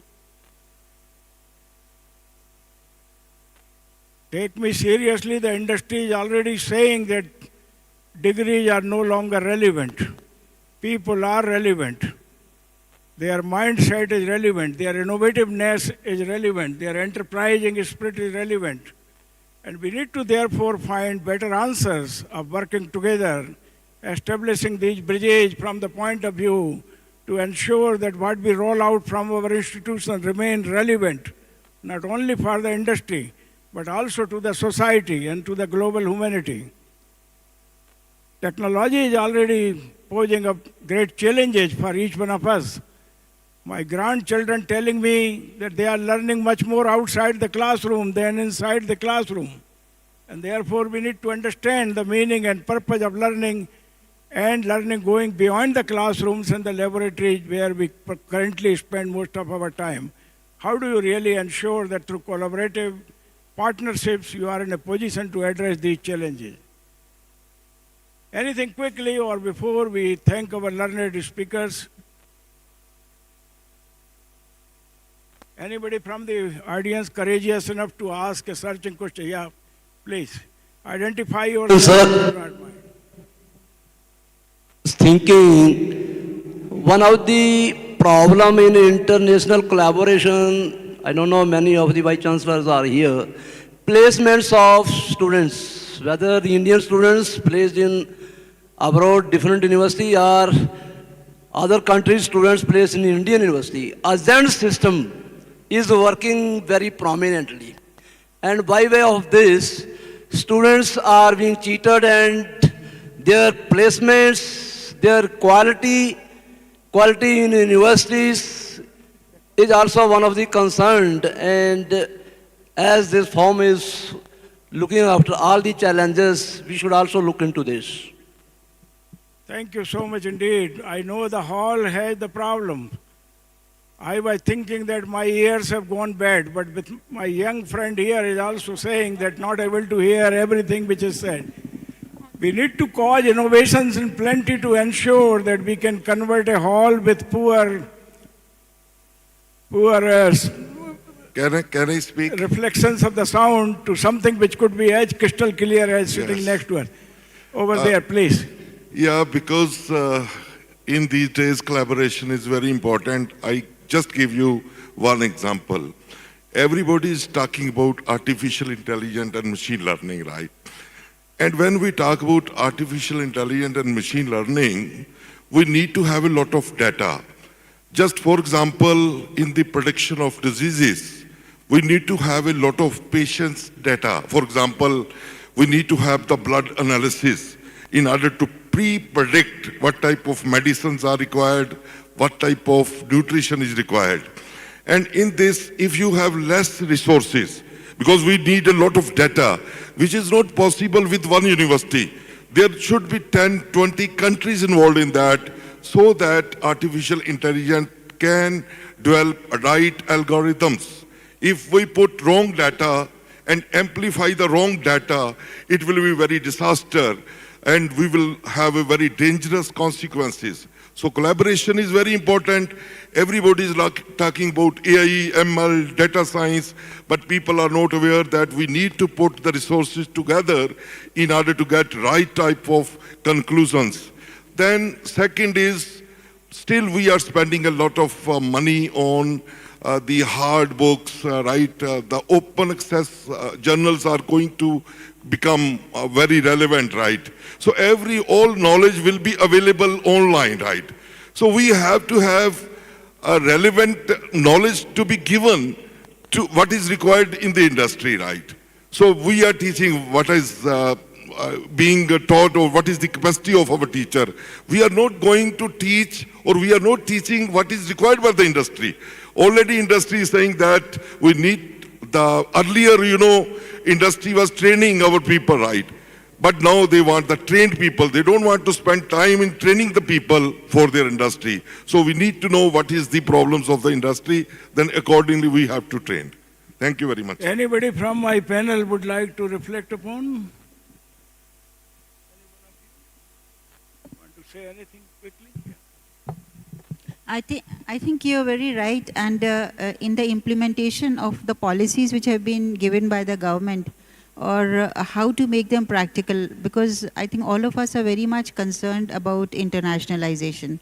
So I think some very good points have come up, but for some of the queries there are still no answers. Like setting up of the foreign universities in India, it is at a preliminary stage, and it is, in only one slide I also tried to show that setting up of these foreign universities, how many challenges also they are going to come up.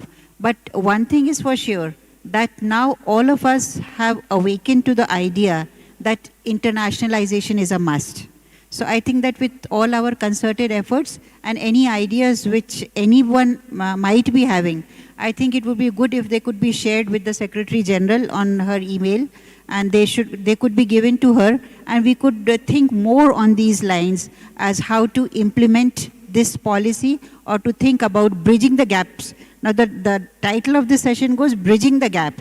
So how do we have to bridge the gap between internationalization and education? So this is a very upcoming question, and I'm sure that with the expertise of all the panel members who are present here, and Professor Sharma who has given his inputs, and of course with all our ideas, we can make internationalization successful. These are my views. Thank you so much.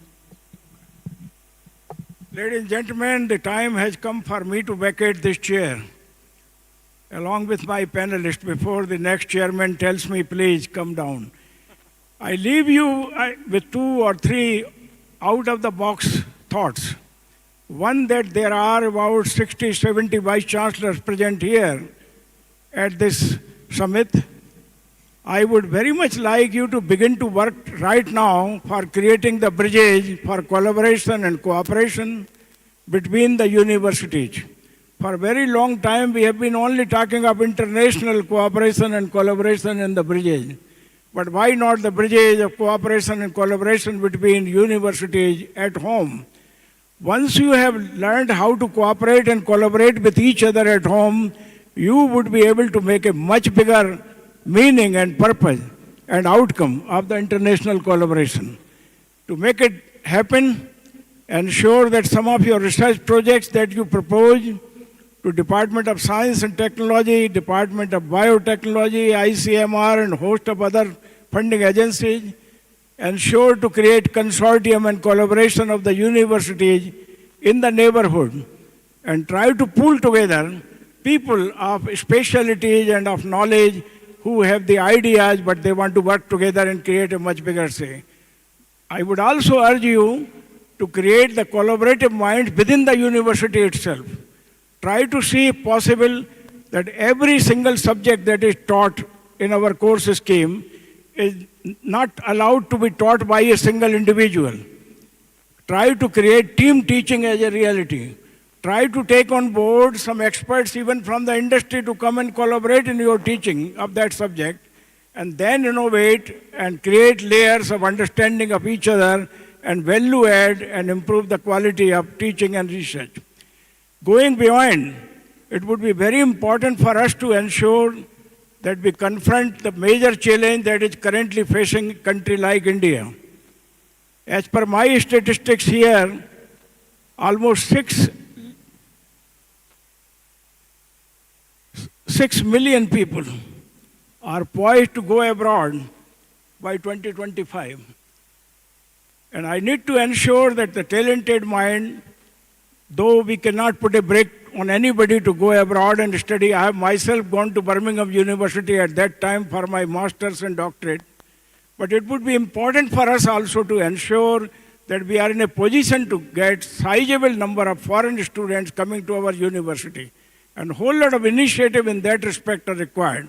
Before coming here, I was asking one of the chancellor of a university abroad, you have any ideas which I can echo from your side? This is the gentleman with whom we had worked together and created collaborative arrangement. he was saying that please ensure that the foreign students are able to open an account, able to have a Aadhaar card kind of single unique identification by which they can facilitate their transactions, create conditions by which they are feeling far more at home than anywhere else.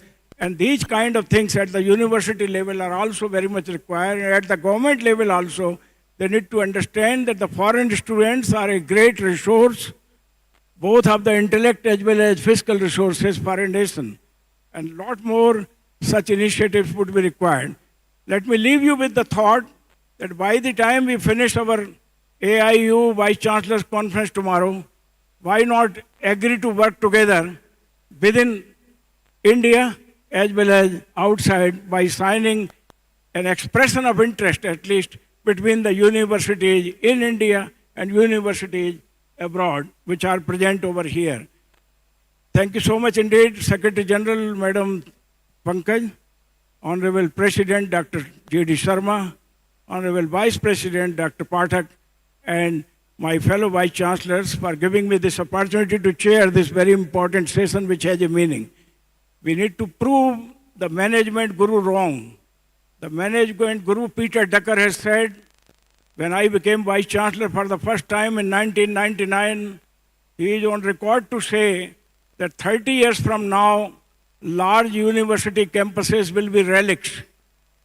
30 years from 1999, which means 2029, large university campuses will be relics. It is as big a challenge as when the first printed book was produced. He was perhaps trying to prophesy that the advent of internet that happened in 1999 and the kind of network and connectivity which is now moving in is going to make the university learning environment redundant. We have to prove this prophecy to be wrong, to say that yes, we have understood the meaning and purpose of technology integration and make it work for a collective advantage.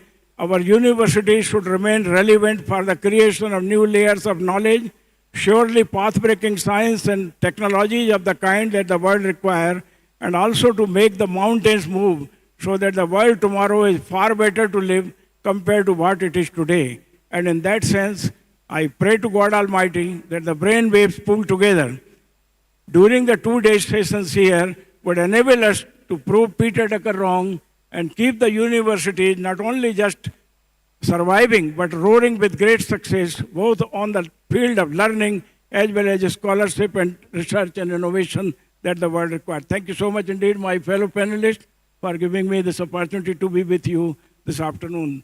Thank you.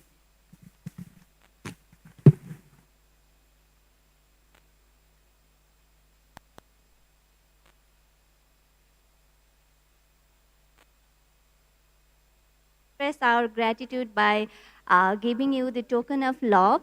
So the Vice Chancellor of Kathmandu University, Dr. Bhola Thapa, will be handing over the token of love, a small gift from our university, to the chair and all the panel members. Vice Chancellor from Kathmandu University for giving this great opportunity for the Vice Chancellor from India and our partners, including the Australian High Commission, to be here with you this On behalf today. of the AIU,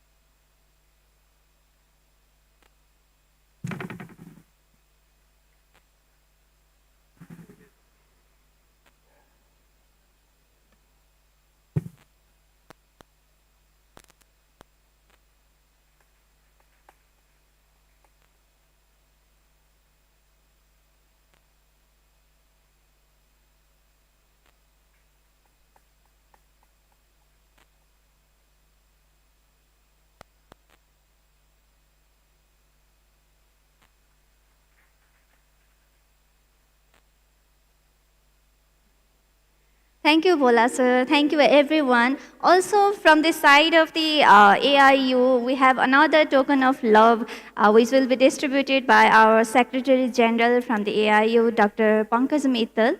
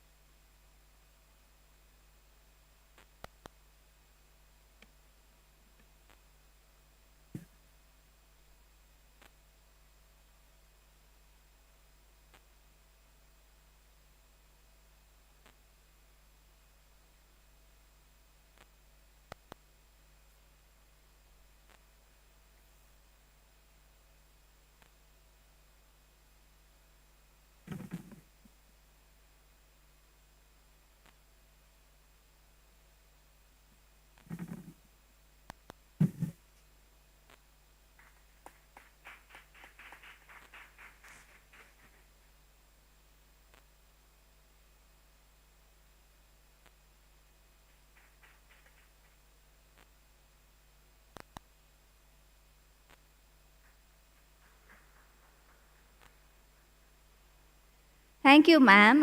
Thank you, everyone from the panel. So this was the end of our first technical session, which was very wonderful, and we heard about international collaboration and partnership, building bridges for higher education. So before this second technical session, we will have a small tea break for about 10 minutes. We will reconvene here at 3:30 for technical session second. So the tea break of 10 minutes will start. And we will reconvene here after 10 minutes for technical session second. Thank you.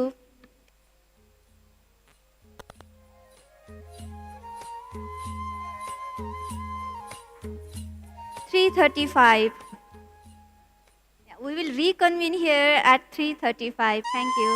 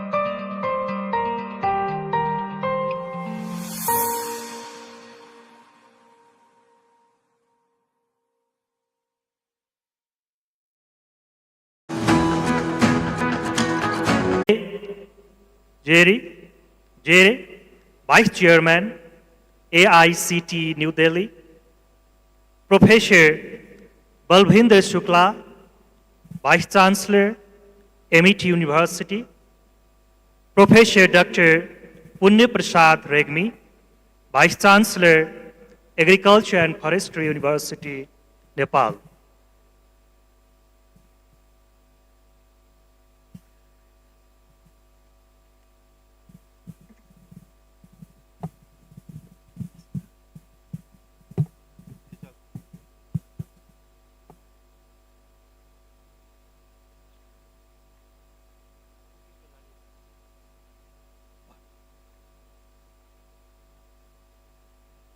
Distinguished guests, ladies and gentlemen, me, Sri Kewagle,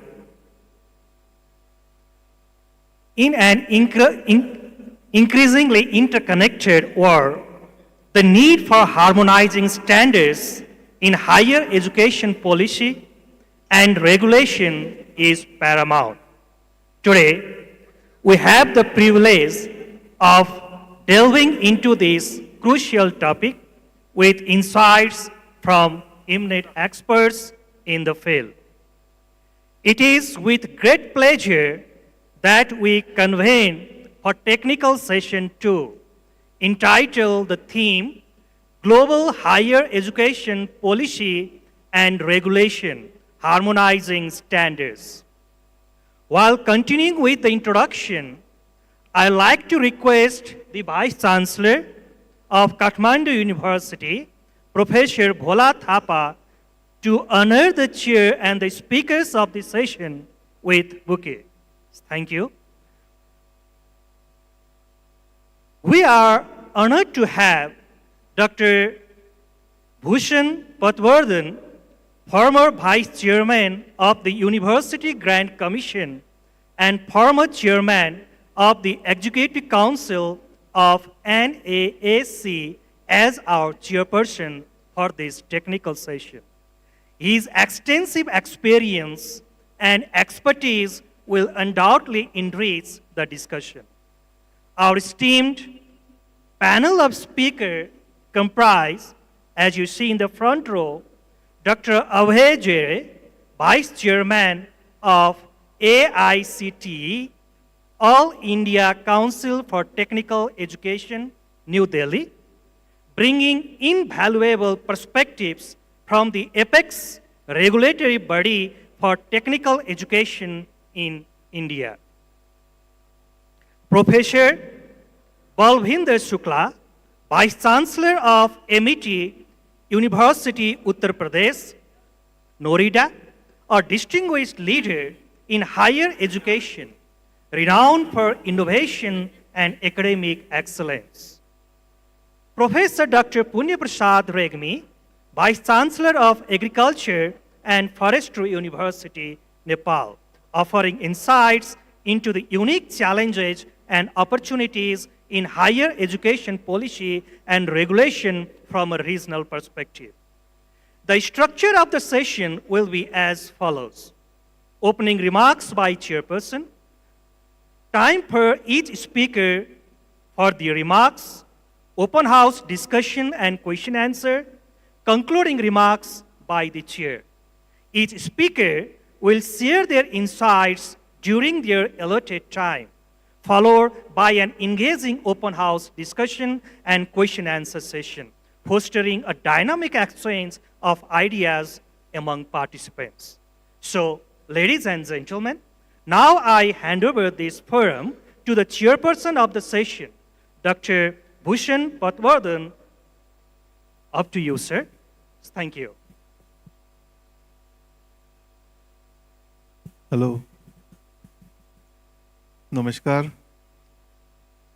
Let me first thank AIU, Government of Nepal, Kathmandu University for organizing this wonderful conference, bringing all eminent vice chancellors together, and one-to-one dialogue of academics from Nepal and India together to discuss various important aspects of higher education. This session is focused on global higher education policy and regulation, harmonizing standards, I must tell you that AIU is one of the organizations in India that took lead in internationalization. If you really see history, the term internationalization also was made popular by AIU. And both current president and current general secretary, both of them are really working very, very meticulously to take this agenda further. At one time, we had no data also that how many students are coming to India, how many students are going out of India, what is the situation happening, What is study abroad program was also not known. Since those days, AIU's contributions we must acknowledge and appreciate, and therefore I compliment AIU again for organizing this Bharat and Nepal dialogue. I also compliment for bringing name Bharat in it. Because I think that when we talk about India, we start thinking to 1947 onwards. But India and Nepal, they have a long history, long heritage. And so Bharat-Nepal dialogue means something very different. I had an opportunity to visit some of the departments, especially the Innovation Institute of this Kathmandu University. And I must tell you, the kind of richness this country has in terms of knowledge and legacy, and the parallels of this country has with Bharat are very, very significant, and this dialogue will go a very long way. As far as global higher education policy is concerned, we have an eminent panel. Dr. Abhay Jere, you already heard him during the first session. We have Professor Balbinder Shukla, again, very, very eminent academician and Vice Chancellor of Amity University from Uttar Pradesh. And most importantly, Dr. Punia Prasad Regmi from agriculture, because I think that education is not complete unless you bring in these elements also. So I'm very happy that agriculture normally is kept outside of the general education purview, and to me, it is not the right way to look at the holistic education which National Education Policy 2020 in India has come out with. Now, as far as global policies are concerned, we have to look into the perspective, and in the earlier session there was, for example, mention of campuses abroad. This is one of the very important area in which we need global policies.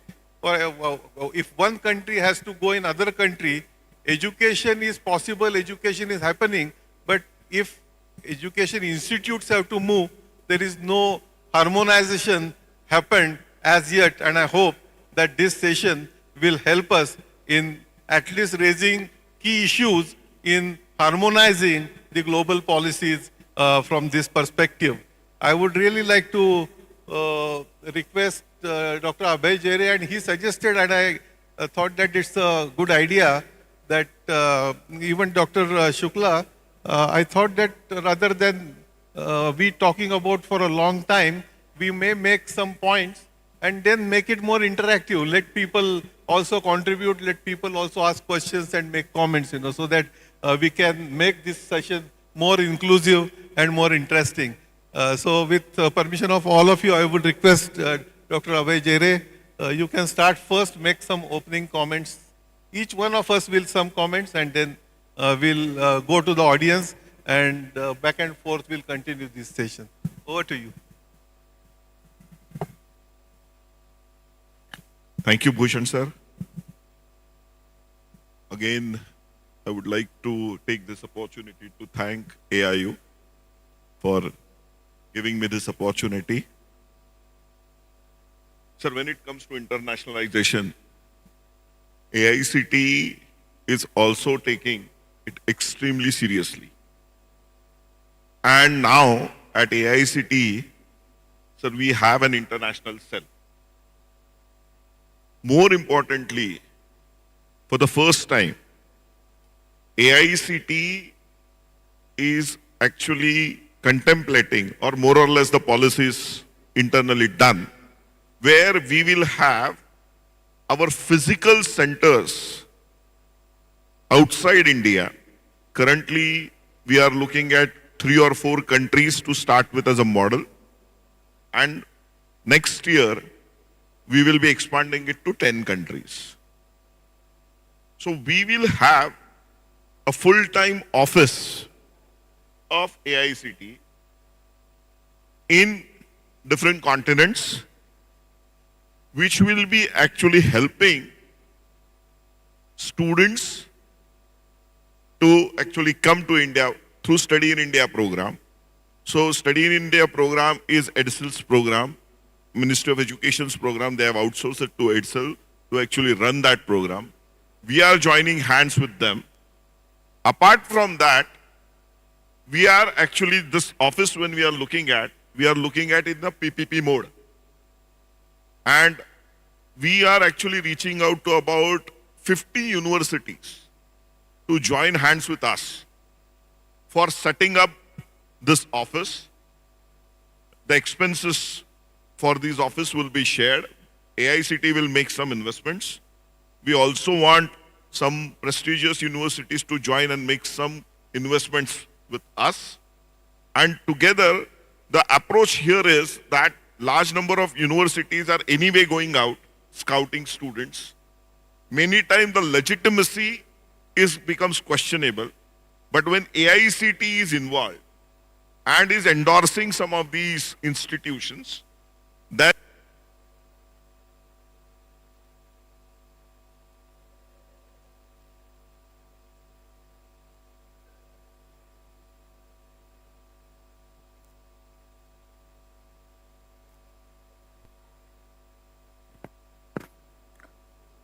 I think mics in Kathmandu city don't like me. So anyway,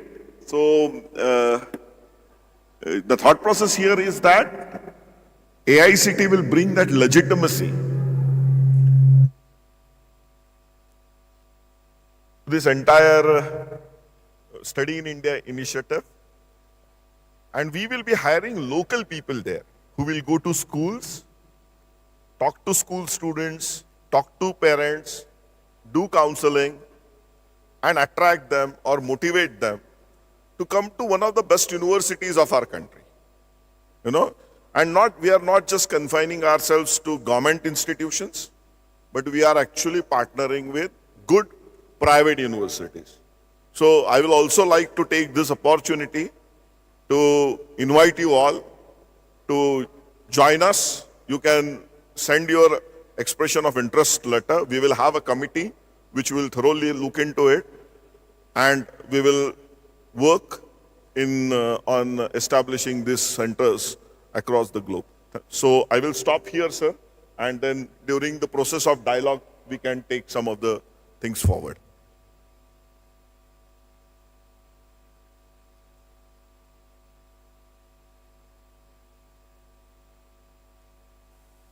Thank you. Thank you, Dr. Jere. He made some interesting points, especially the international office. And as Vice Chancellors, in many universities, after international office was established, there has been a huge change that has happened in universities. And the first example of internationalization, I remember Dr. Mittal at that time also was at UGC, and UGC take that time a lead for creating a policy for promoting internationalization in a very big way. And for the first time, UGC took a delegation to NAFSA. NAFSA is the largest association of international educators in the American regions, And if we really want to internationalize this, we have to make collaborations and networking with all those who are involved in this internationalization outside. That time we saw that while many Indian students are going out, and similar situation will be also there in Nepal, very less number of students are coming in. And all those students who are coming for short duration of time, like Study India program or Study Abroad program. What can we do to increase this number and bring in more cultural diversity on our campus is also an important question which needs to be discussed and which needs to be brought into the policy. When we talk about campuses, I think Amity University sets an example. They actually are pioneers of bringing campuses in India and also abroad. We have a Vice Chancellor from Amity University, and she will be sharing her experiences, not only in internationalization, but also as an academician. I'll hand over to Professor Balvinder.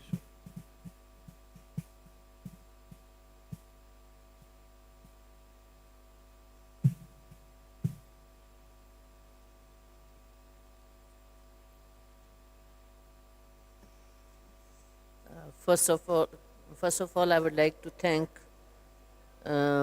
Vice Chancellor of Kathmandu University, President of AIU, Vice President of AIU, and Secretary General AIU, and for giving this opportunity to share the thoughts on the global higher education policy and regulation, harmonizing standard. I would like to start little story of Amity University. Amity Higher Education was established in 1995, and since then we thought of how to provide a global education. And our university was established in 2005. The first thing which we did, that how we can open the campuses abroad. By that time we already had the students from 9 countries at that time in Amity studying. The first campus, it took us for 6 years to establish the campus in Dubai, and because their requirement of the UAE government's requirements were so many. And to fulfill those requirements, a university takes time. And after the 6 years, we were able to establish the Amity University Dubai campus in 15 acre. And today this Amity University has campuses in 3 countries. Uzbekistan, with the Uzbekistan government invited Amity University to establish the campus and giving all the infrastructure. We just took our curriculum, lab equipments, and our faculty to conduct the classes there. And London.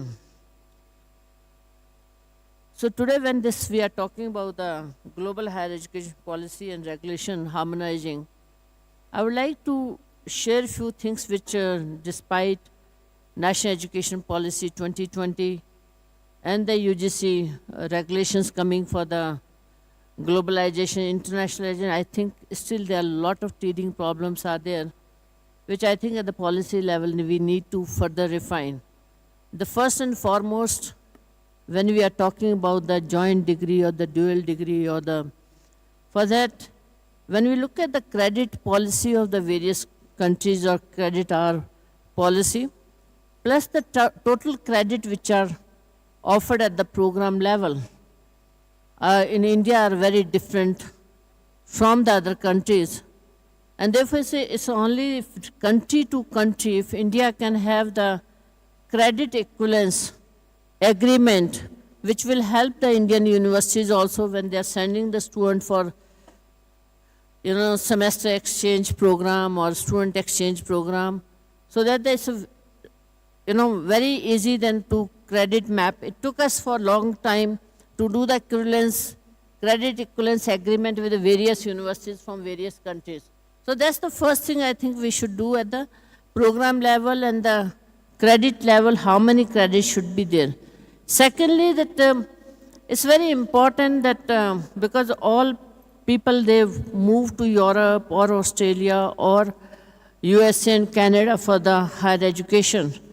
How we do the branding as India as a whole, how we do the branding of Indian education, that we attract the student not only from the Asian countries, but we attract the students from the Europe and other countries also, so that we show that Indian education system is at par with or more than that, and that attraction, what are the silent features of Indian education that only we can promote at the national level.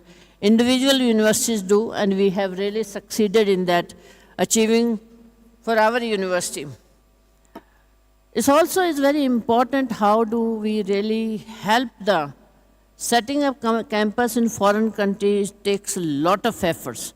So therefore the international offices from the government side, whether with the help of the embassies or otherwise, they should be, which can help the universities which are going to set up their campuses, and for them, incentives should also be given to the universities in some form, so that it is motivates and inspires the faculty.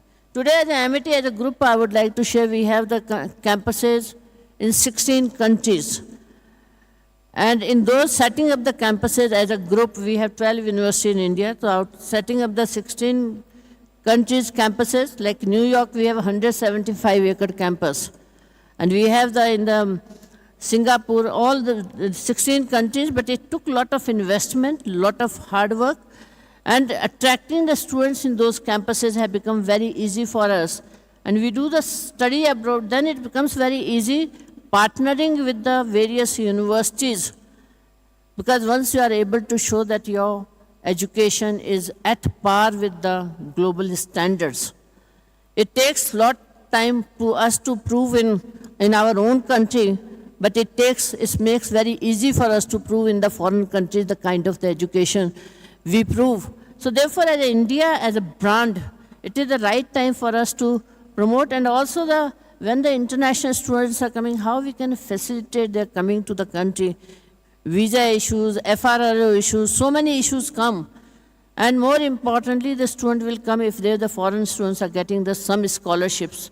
And we see that Our students, when are going to the foreign university, most of them, they get some scholarship or other scholarship apart from the undergraduate programs, but in the postgraduate, they all get the scholarship. So how India can offer also the scholarships are very, very important. These are the few points I would like to share at the beginning, and later we can share that as the questions come.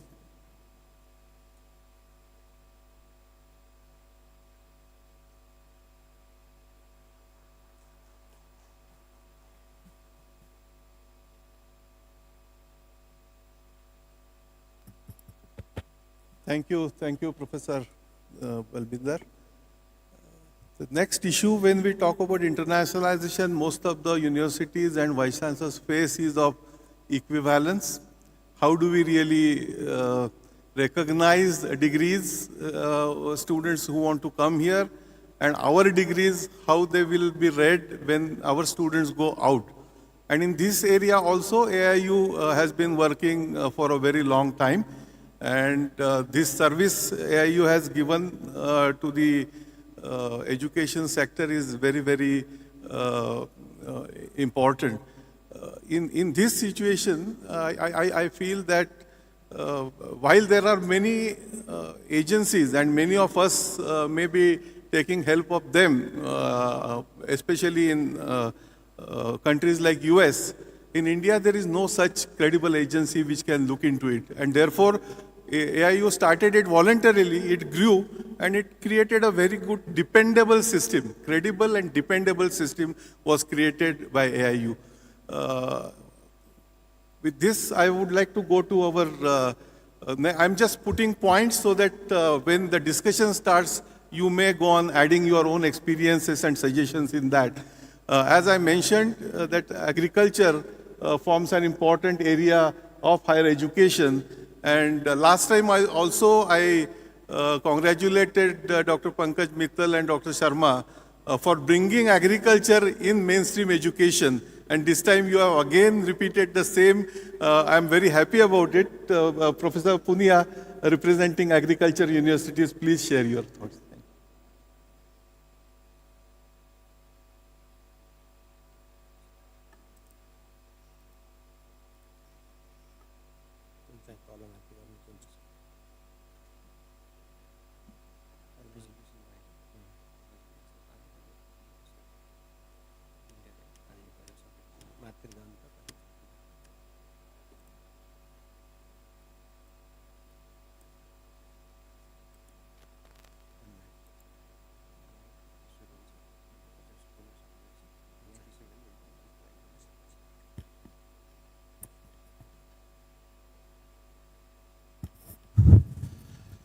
Namaste.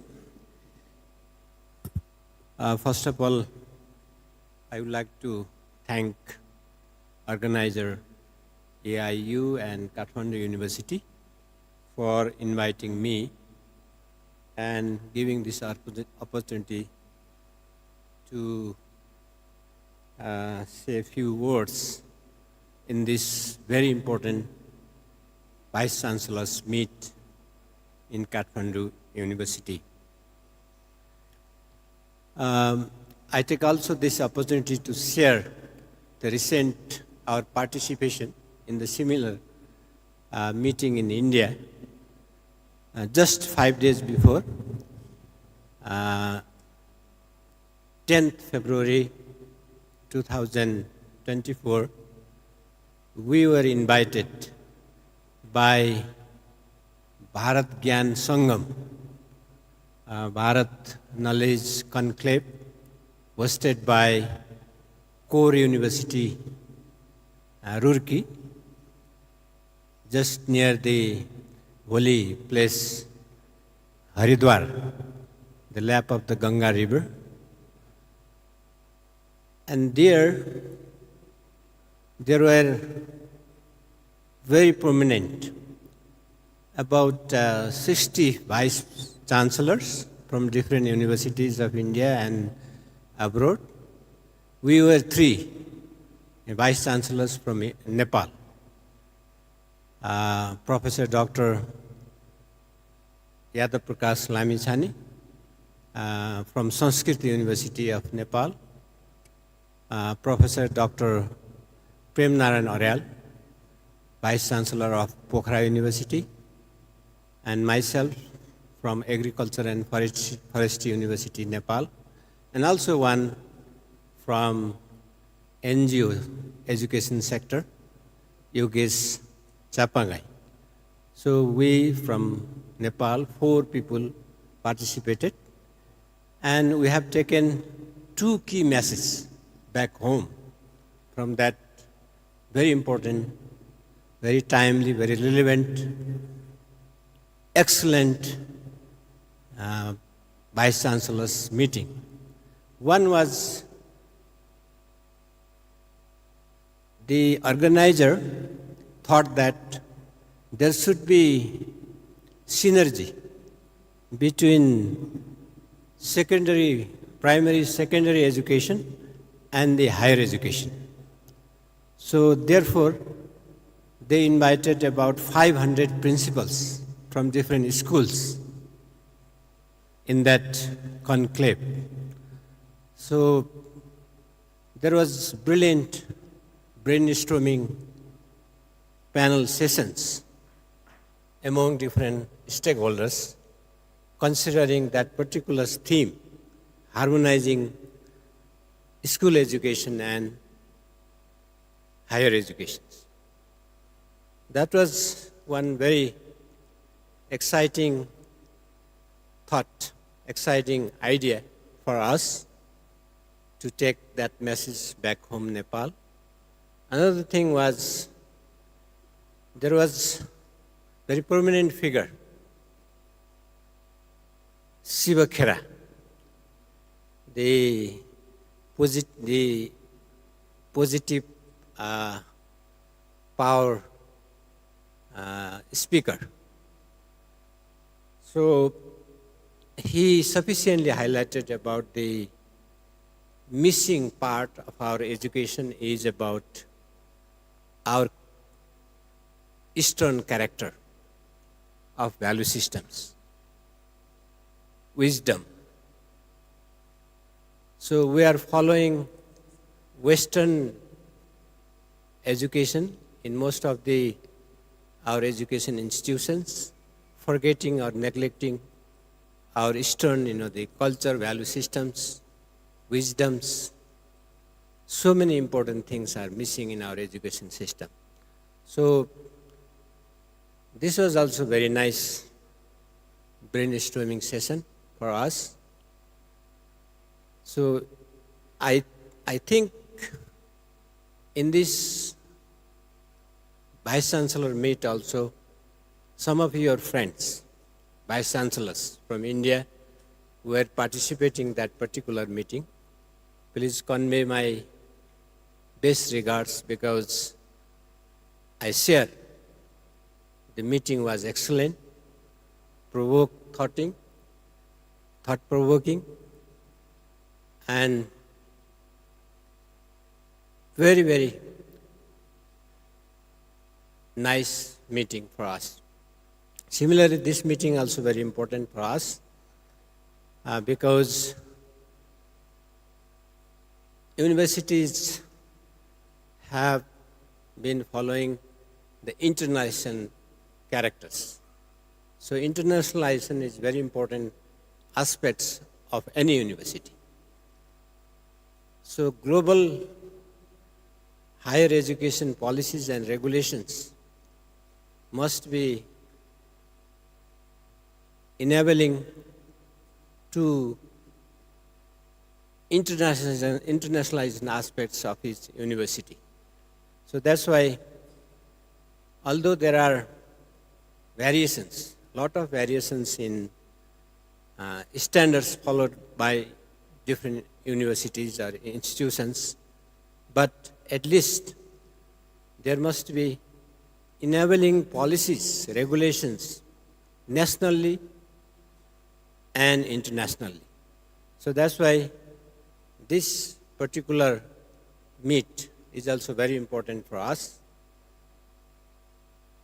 So the higher education is all about humanity, producing global citizens. So, such citizens who can transform our economic, social, and environmental necessary things, considering sustainable development.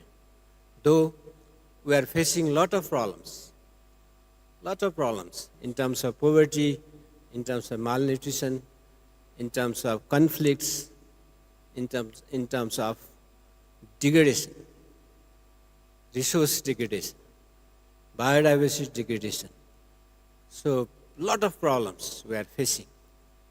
That's why the principle of wicked problems is also need to be considered while designing any policies for higher education's rules and regulations.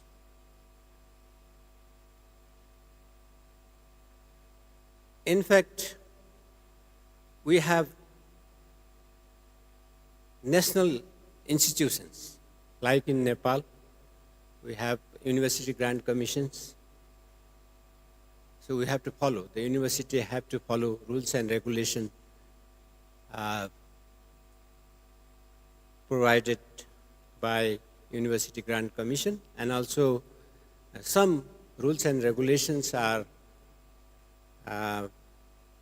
from the Ministry of Science, Education and Science and Technology. So there are some national institutions who are providing some rules and regulations for different universities. And also, being a university, so internationally, the rules and regulations, some standards have to be also followed. So there should be some international, the higher education policy regulations framework, so that we can harmonize the standards. And although there are a lot of variations, if you look at in terms of curriculums, in terms of contact hours, or in terms of student-faculty ratios, in all aspects, we can see a lot of variations among universities, between one university with others. So we need to have such meetings, such the important academic meetings to harmonize such standards.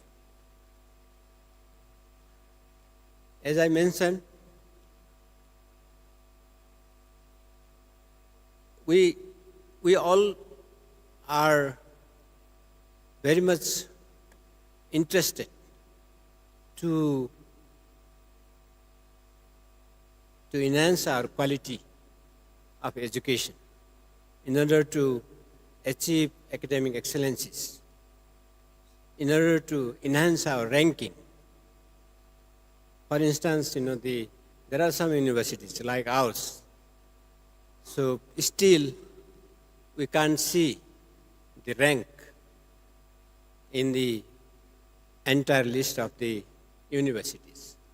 So we are working hard to enhance our ranks, to get higher recognitions. Although there are tremendous scope of the making progress by our universities. But as I said, I have brought some examples. There are a lot of variations. For instance, in terms of student-faculty ratio, the California Institute of Technology has 3:1. Stanford University 5:1. Harvard University 7:1. University of Agricultural Science and Bangalore, India, which I visited most recently, 13:1. core university I visited just 5 days before, 20:1. Kathmandu University, 10:1. And my university, Agriculture and Forestry University, Nepal, 28:1. So as wicked problem policy says, we can't say that universities with lower student-faculty ratio is right. The higher ratio is wrong. But we can say as better or worse. So there is a scope to make progress, to strengthen further through collaborations and partnerships, through mutual exchange of our knowledge, technology, and other things. Similarly, if I look at the credit hours variations in BSc program, for example, Nepal, we have 165 credit hours in my university. India, 184. Bangladesh, 190. Bhutan, 480. And Pakistan, 306. We can't say that lower the credit hours means the university is not up to the standard. But this gives an example. We have to, discuss internationally, nationally. So we have to make some policies, regulations, so that our universities have to harmonize the standards. So lastly, what I want to stress is we need to go for sustainable development. For the sustainable development, the education system should follow the transformative quality education, which includes diversity, equity, inclusiveness, and accessibility. So therefore, the synergy between national and global policies, regulation, and standards need to be made, and also at the same time, partnerships and collaborations are very important. Thank you very much.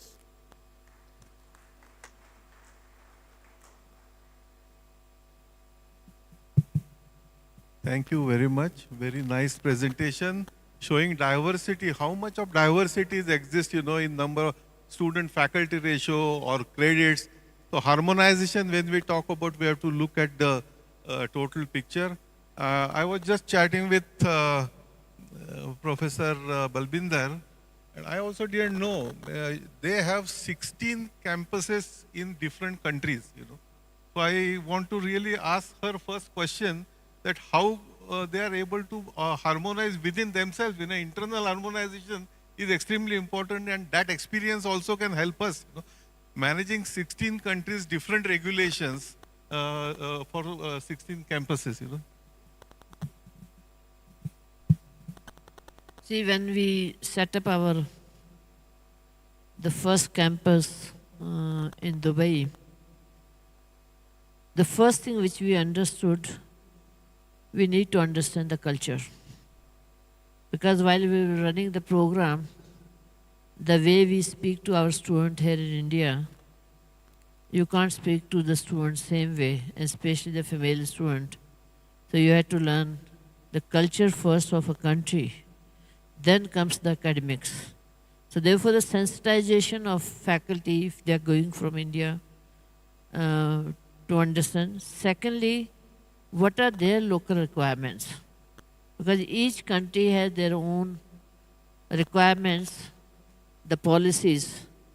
How do we understand their policy and meet their requirement? For example, when we were setting up this campus, so they asked, do you have the global accreditation? So we went for the international accreditation, the WASC, the USA. Way back, though we had at that time the NAC accreditation, but they said the global standard. So we went for the WASC accreditation, and it took us 5 years to get that accreditation of WASC. But learning which we got, that how many new policies, new regulation and guidelines we need to develop, and how we make our education the credit equivalence or the credit hour policy we had to develop, so that the what credit we are talking, those are equivalent to the US credit, which because the UAE follows the US system more. Second, thirdly, we had to look at what the teaching learning methodology we adopt. So we had to change our teaching learning methodology, catering to the local needs, as well as all the time catering to the needs of because our university was under the KHD and now, so we were the degree awarding university at that time of Indian degree, UGC degree. But today, we have moved to the local degree awarding. And it took again us to quite a time to go through the quality cycle. So one of the things which we learned, we must globally benchmark our qualification. For that, accreditations are very important. So we had the program level accreditations, and we have the university level QAA accreditation of our university. This is the second cycle we also have got the accreditation, and WASC also the second cycle we have got for the 8 years. The first time was the 5 years, now the 8 years. So therefore, if any university need to go for the globalization, they need to look at the quality parameters of those countries. And the benchmarking will be very, very important to be successful. Secondly, it's not very easy to get the approvals. So you have to show at home what standards do you follow. So they all the time, even now, every year when we are submitting our report, that we have to show that what we do at home. So the records to be maintained, and therefore we have made our system completely, fully automated, digitalized. Every single information is online. So if they asked us recently 10 years data, we were able to provide the 10 years data in no time. So therefore, the Indian university need to move one side the benchmarking, secondly understanding the culture, and third the credit equivalence is extremely important. How you standardize your program, meeting what kind of the industry exposure you give to the student. Because at the end of the day, what happens is the employability, and employability. And if you are not able to employ your students, and this is a great learning we had, that if we are giving, we have to build a very strong industry connect and involve the industry when it comes to the curriculum design and development, not only your local industry, but the international industries, because you are going to develop the student for the international market. When you have the internationalization of your program and student exchange, and international students when are coming to your campuses or studying at your international campuses, you need to have the strong industry connect. And that has helped us, and research has been the integral part of undergraduate program and the postgraduate program, apart from faculty, what the faculty does the research of the doctoral program. So that helps the student to focus on research and innovation, so that our students file the patents as well as publish the research paper, and they are able to have the startup. So in different countries, we have our incubator, not only the incubator in the home campus. We have incubator in our Dubai campus, incubator in other campuses. So it's very important what kind of the progression facilities or opportunities you are going to give to your students. Then only you will be able to attract the local students as well as international students in your international campuses. Thank you so much for this very interesting information. My understanding culture, quality benchmarking, all these are extremely important. Internationalization also, if I look back, and I heard Australian ambassador's representative also, you made very interesting points. Australia again is a country which is an example of rapid internationalization. In a very short period of time, they did internationalization very systematically and without compromising any quality anywhere.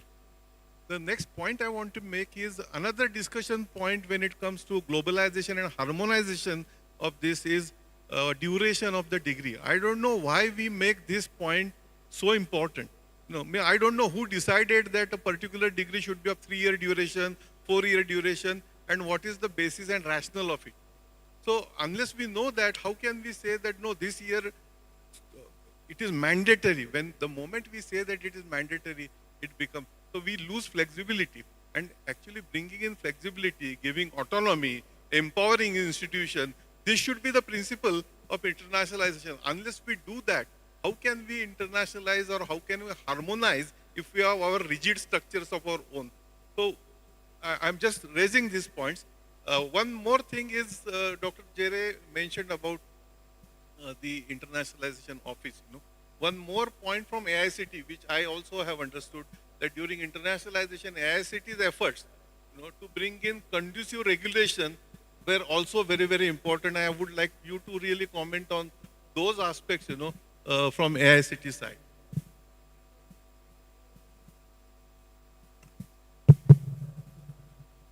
So when it comes to regulations, sir, we are working very closely with UGC.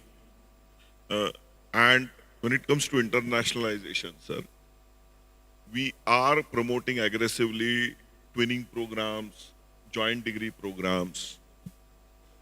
And when we are promoting these programs, we are actually giving an additional division. For example, if you have one division, and if you are going for collaboration program or a twinning program with an international university, and norms are set already there, then we give them an additional division within the same infrastructure. So the better utilization of that infrastructure. Apart from that, sir, we are giving a lot of supernumerary seats for NRIs, persons of Indian origin, then people studying in Gulf also, to actually send their kids to India. So what we are doing currently is how we can aggressively push these partnerships within Indian universities or institutions and foreign institutions.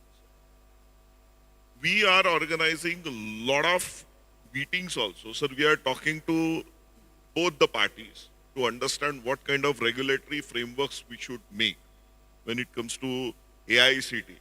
And that is the reason, sir, if you really look at this year's approval process handbook, we have removed a lot of unnecessary redundancies which were there. Means, the kind of land documents we used to ask for, internally we actually said in joke whether God will also able to give so many land documents, the kind of documents we were asking for. So we removed all that. Then unnecessary our stress on size of the rooms and so on and so forth. Also, we have tried to rationalize it as much as possible.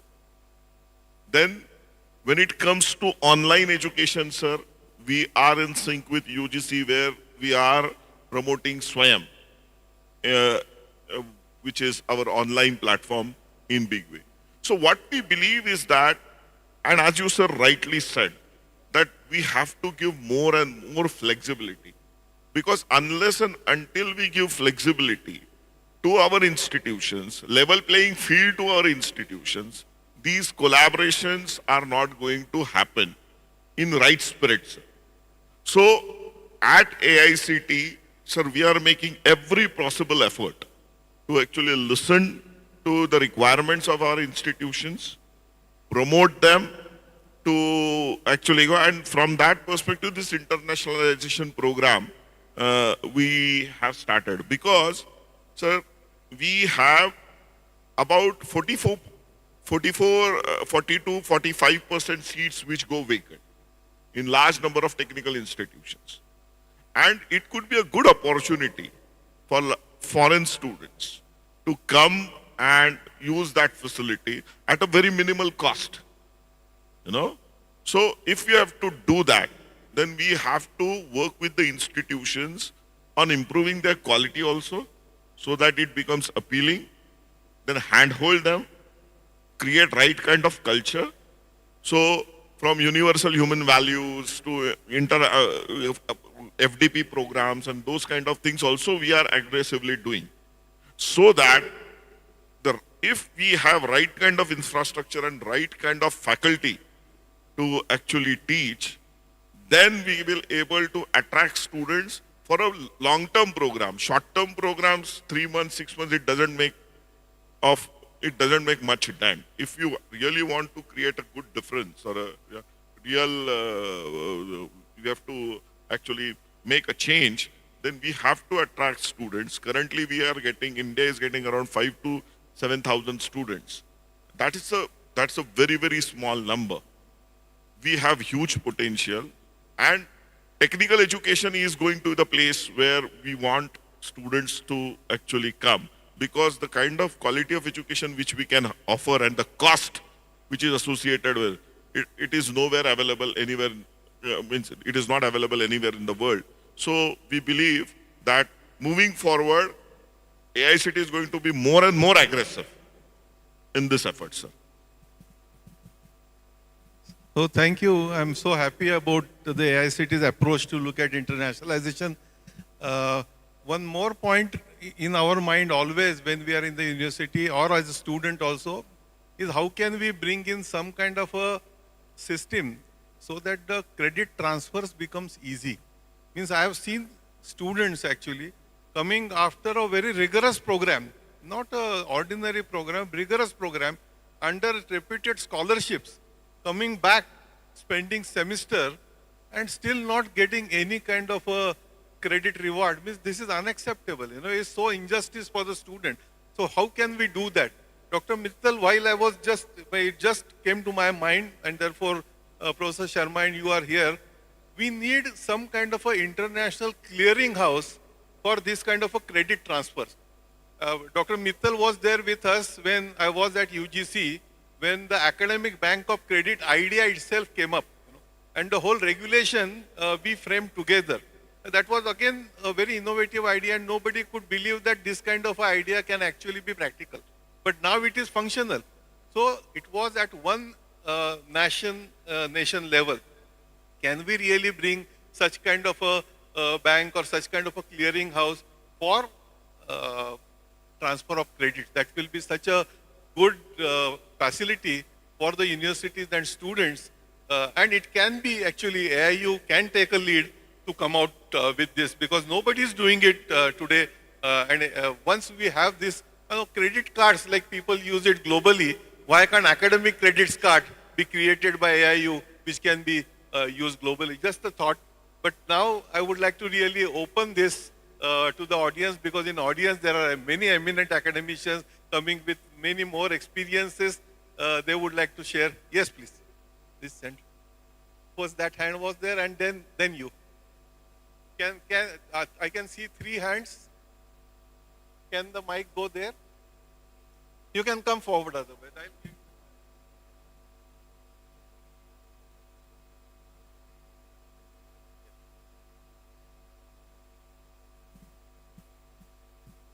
Please identify and then.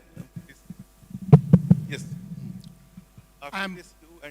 I'm Pragati Kumar, Vice Chancellor, Sri Mata Vaishno Devi University, Katra. And the problem which you just raised, say when students are going for a semester abroad under some very prestigious scholarships also, and then when they return to their respective institutions, at times, in fact, most of the times, they are facing the difficulty of how to get credits for what they studied there and how it can be fitted into their respective universities' curriculum.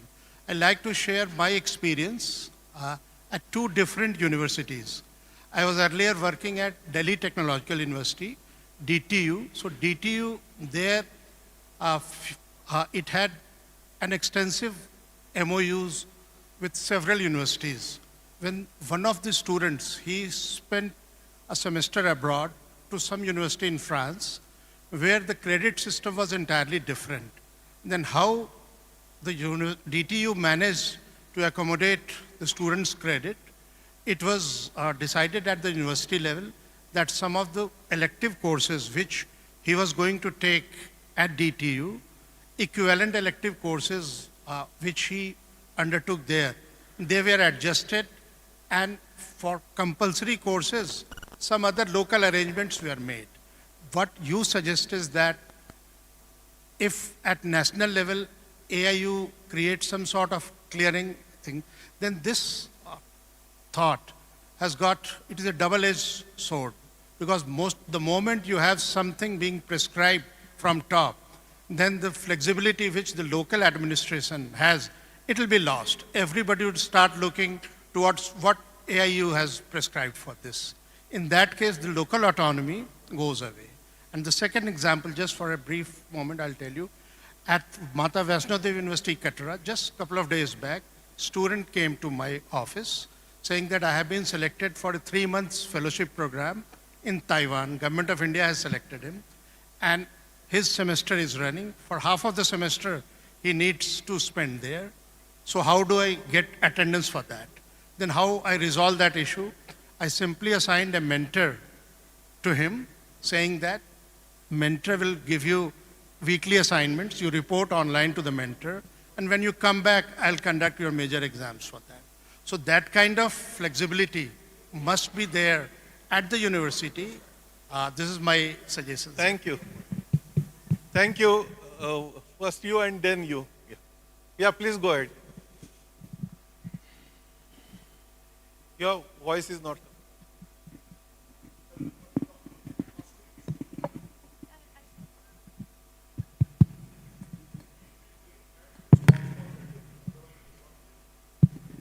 Am I audible? Good evening, esteemed learned panelists and all the audience sitting here.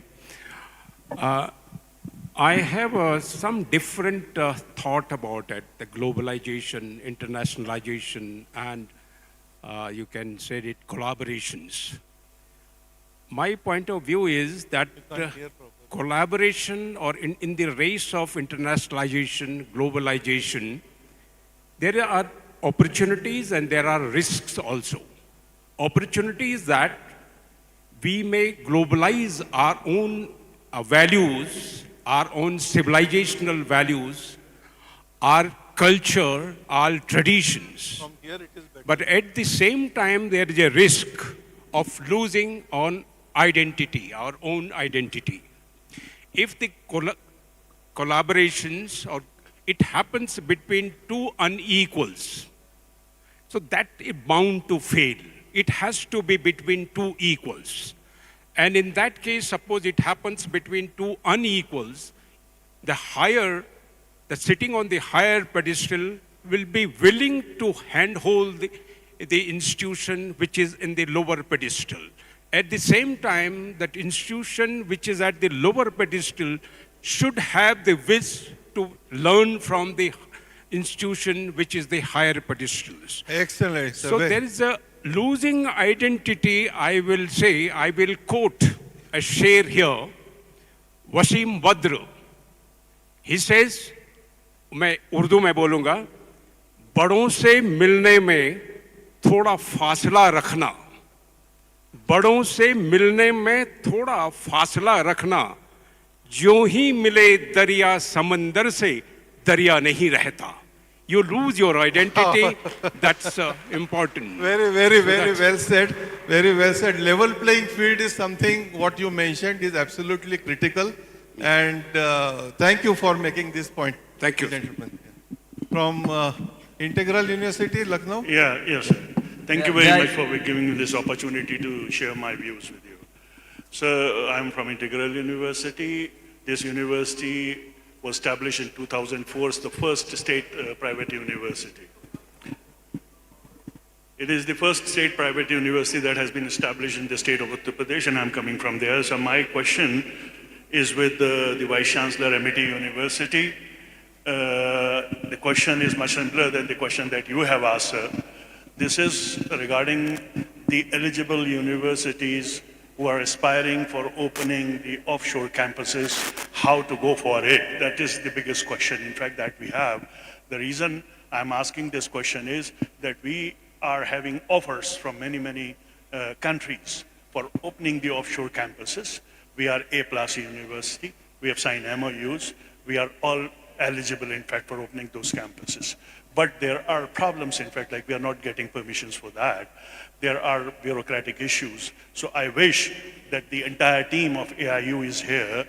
I request them, in fact, to take up the issue with the government of India in such a way that there should be some kind of a single window system to promote this. In fact, we want to go for offshore. We are having problems with there. So I urge the AIU president, the secretary, and all officials of the AIU to take up this issue, in fact, please. Thank you very much, in fact. Thank you for this point. Yes, I also feel that AIU should take a better lead in taking this forward, because these are the genuine requirements of the university, and as the largest body of the universities, I'm sure AIU will take it up, and that's our voice, AIU is our voice. Thank you very much. We have to close it now because the organizers have told us to close it before 5. Have time for a question? We will take one more question. Yeah. Sir, this is just an opinion. The idea of making India a destination for higher education is great. But we should also look at some of the contradictions we have in our system. Like, for instance, in a multidisciplinary university, if you want to attract students from outside the country for a medical program or a dental program, the problem is to be eligible to apply for these courses in India, programs in India, one has to take NEET. And to be eligible to write for NEET, he has to be either an Indian or an NRI. So an opportunity has to be created. These sort of things should be sorted out, I think, in that direction. If the AIU and other organizations can support, that would be great.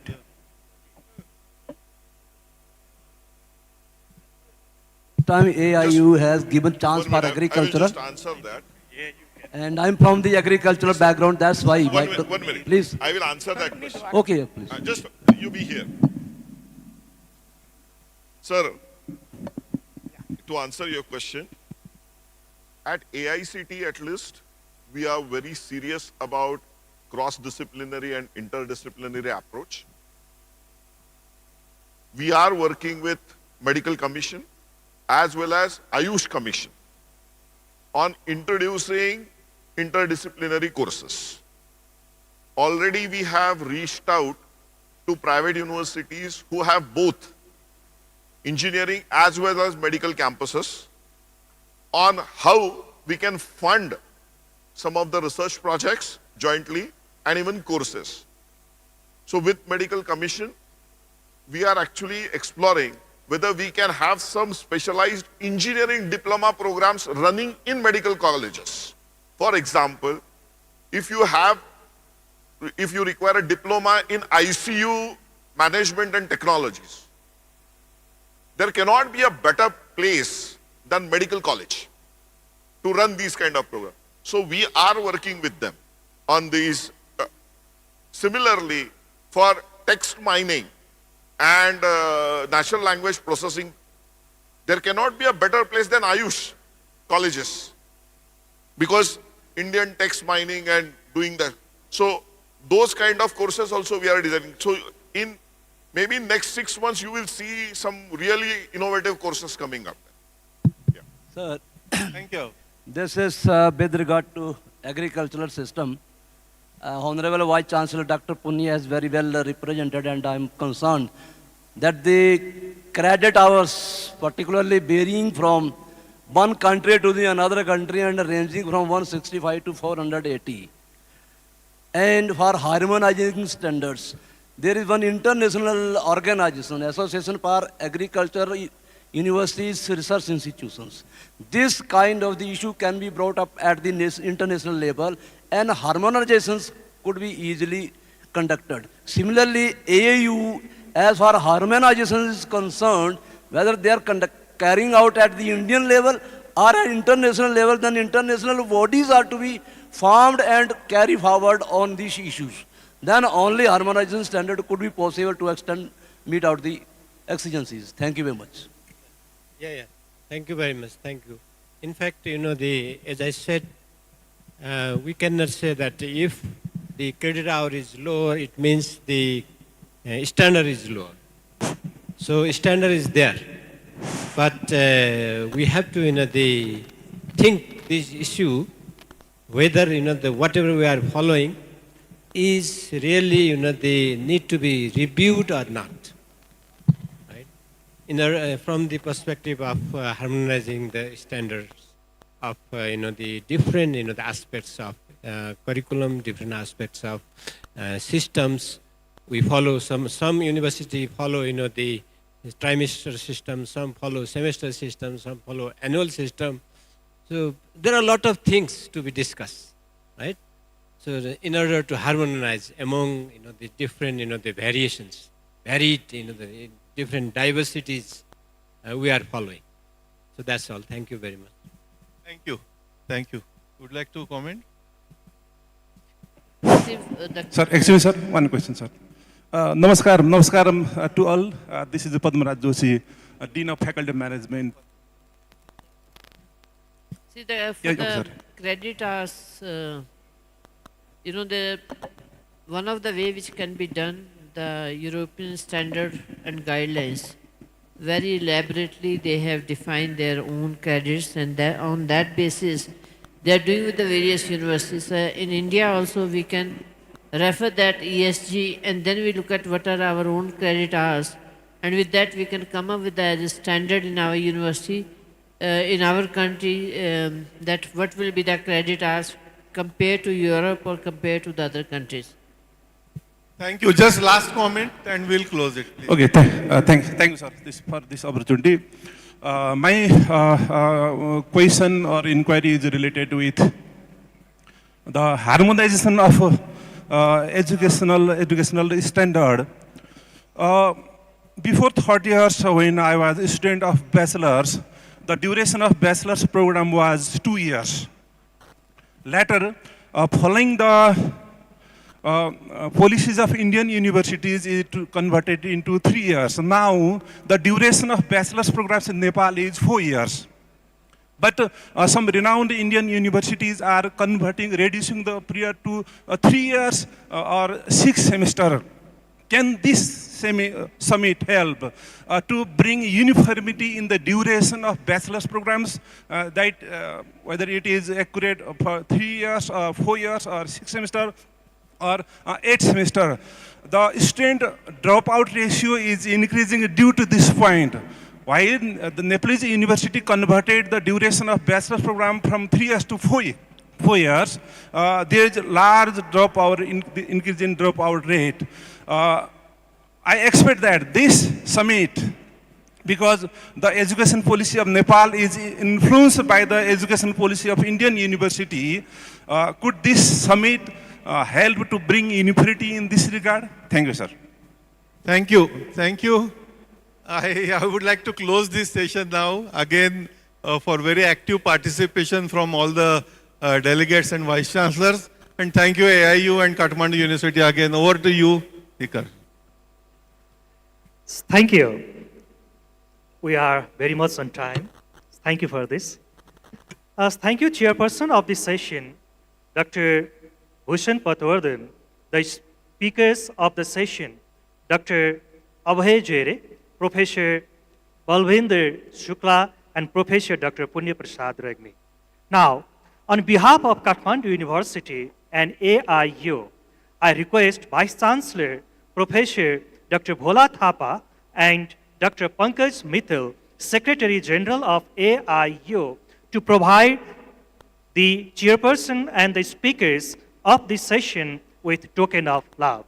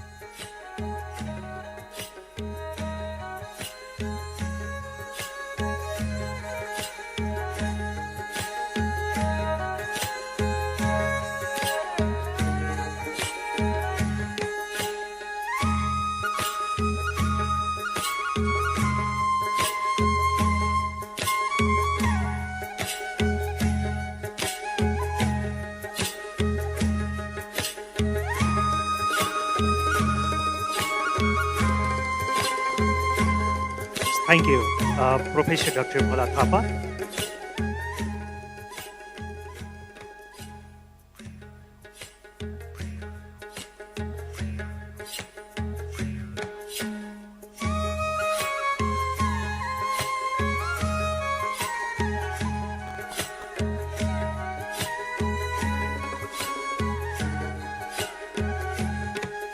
And thank you, Secretary General of AIU, Dr. Pankaj Mittal, for the group photo, Vice Chancellor Professor Dr. Bharat Thapa.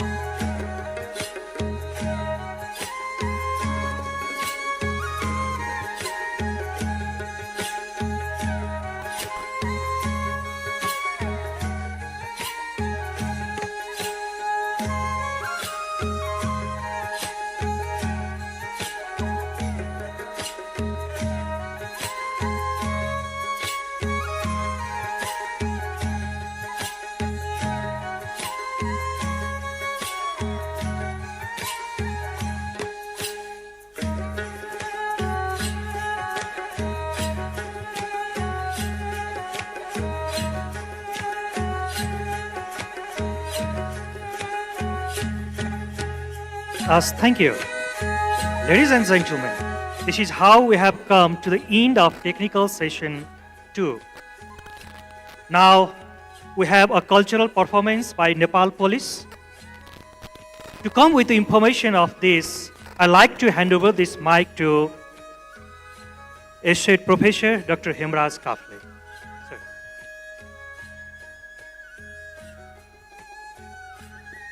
Thank you, Dr. Wagle. Okay, it's a long day, right? But we want to end the day with dances. Multicultural dances representing Nepal from east to west, west to east. So, with performances, about 9 performances, we have the team of Nepal Police here. So what we do is, we go for tea for 15 minutes, come back with tea here. By that time, the group will be ready. So we want to have continuous dances and go for dinner. Dinner outside the venue. So both events are going to be very, very fascinating. So I would like to request the members of Nepal Police to get ready while all of us go out and bring our cup of tea. Yeah, thank you.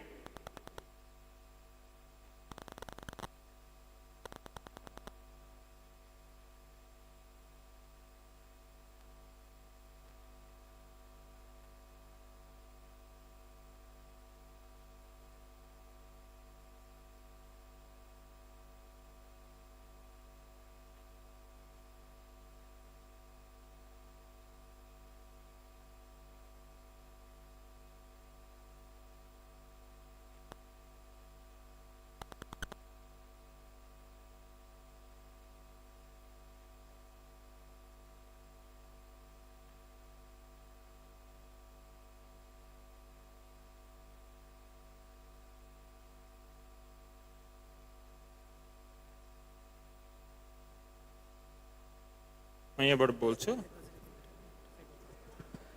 यहाँ सजिलो पनि रहेछ ट्याक्कै हैन okay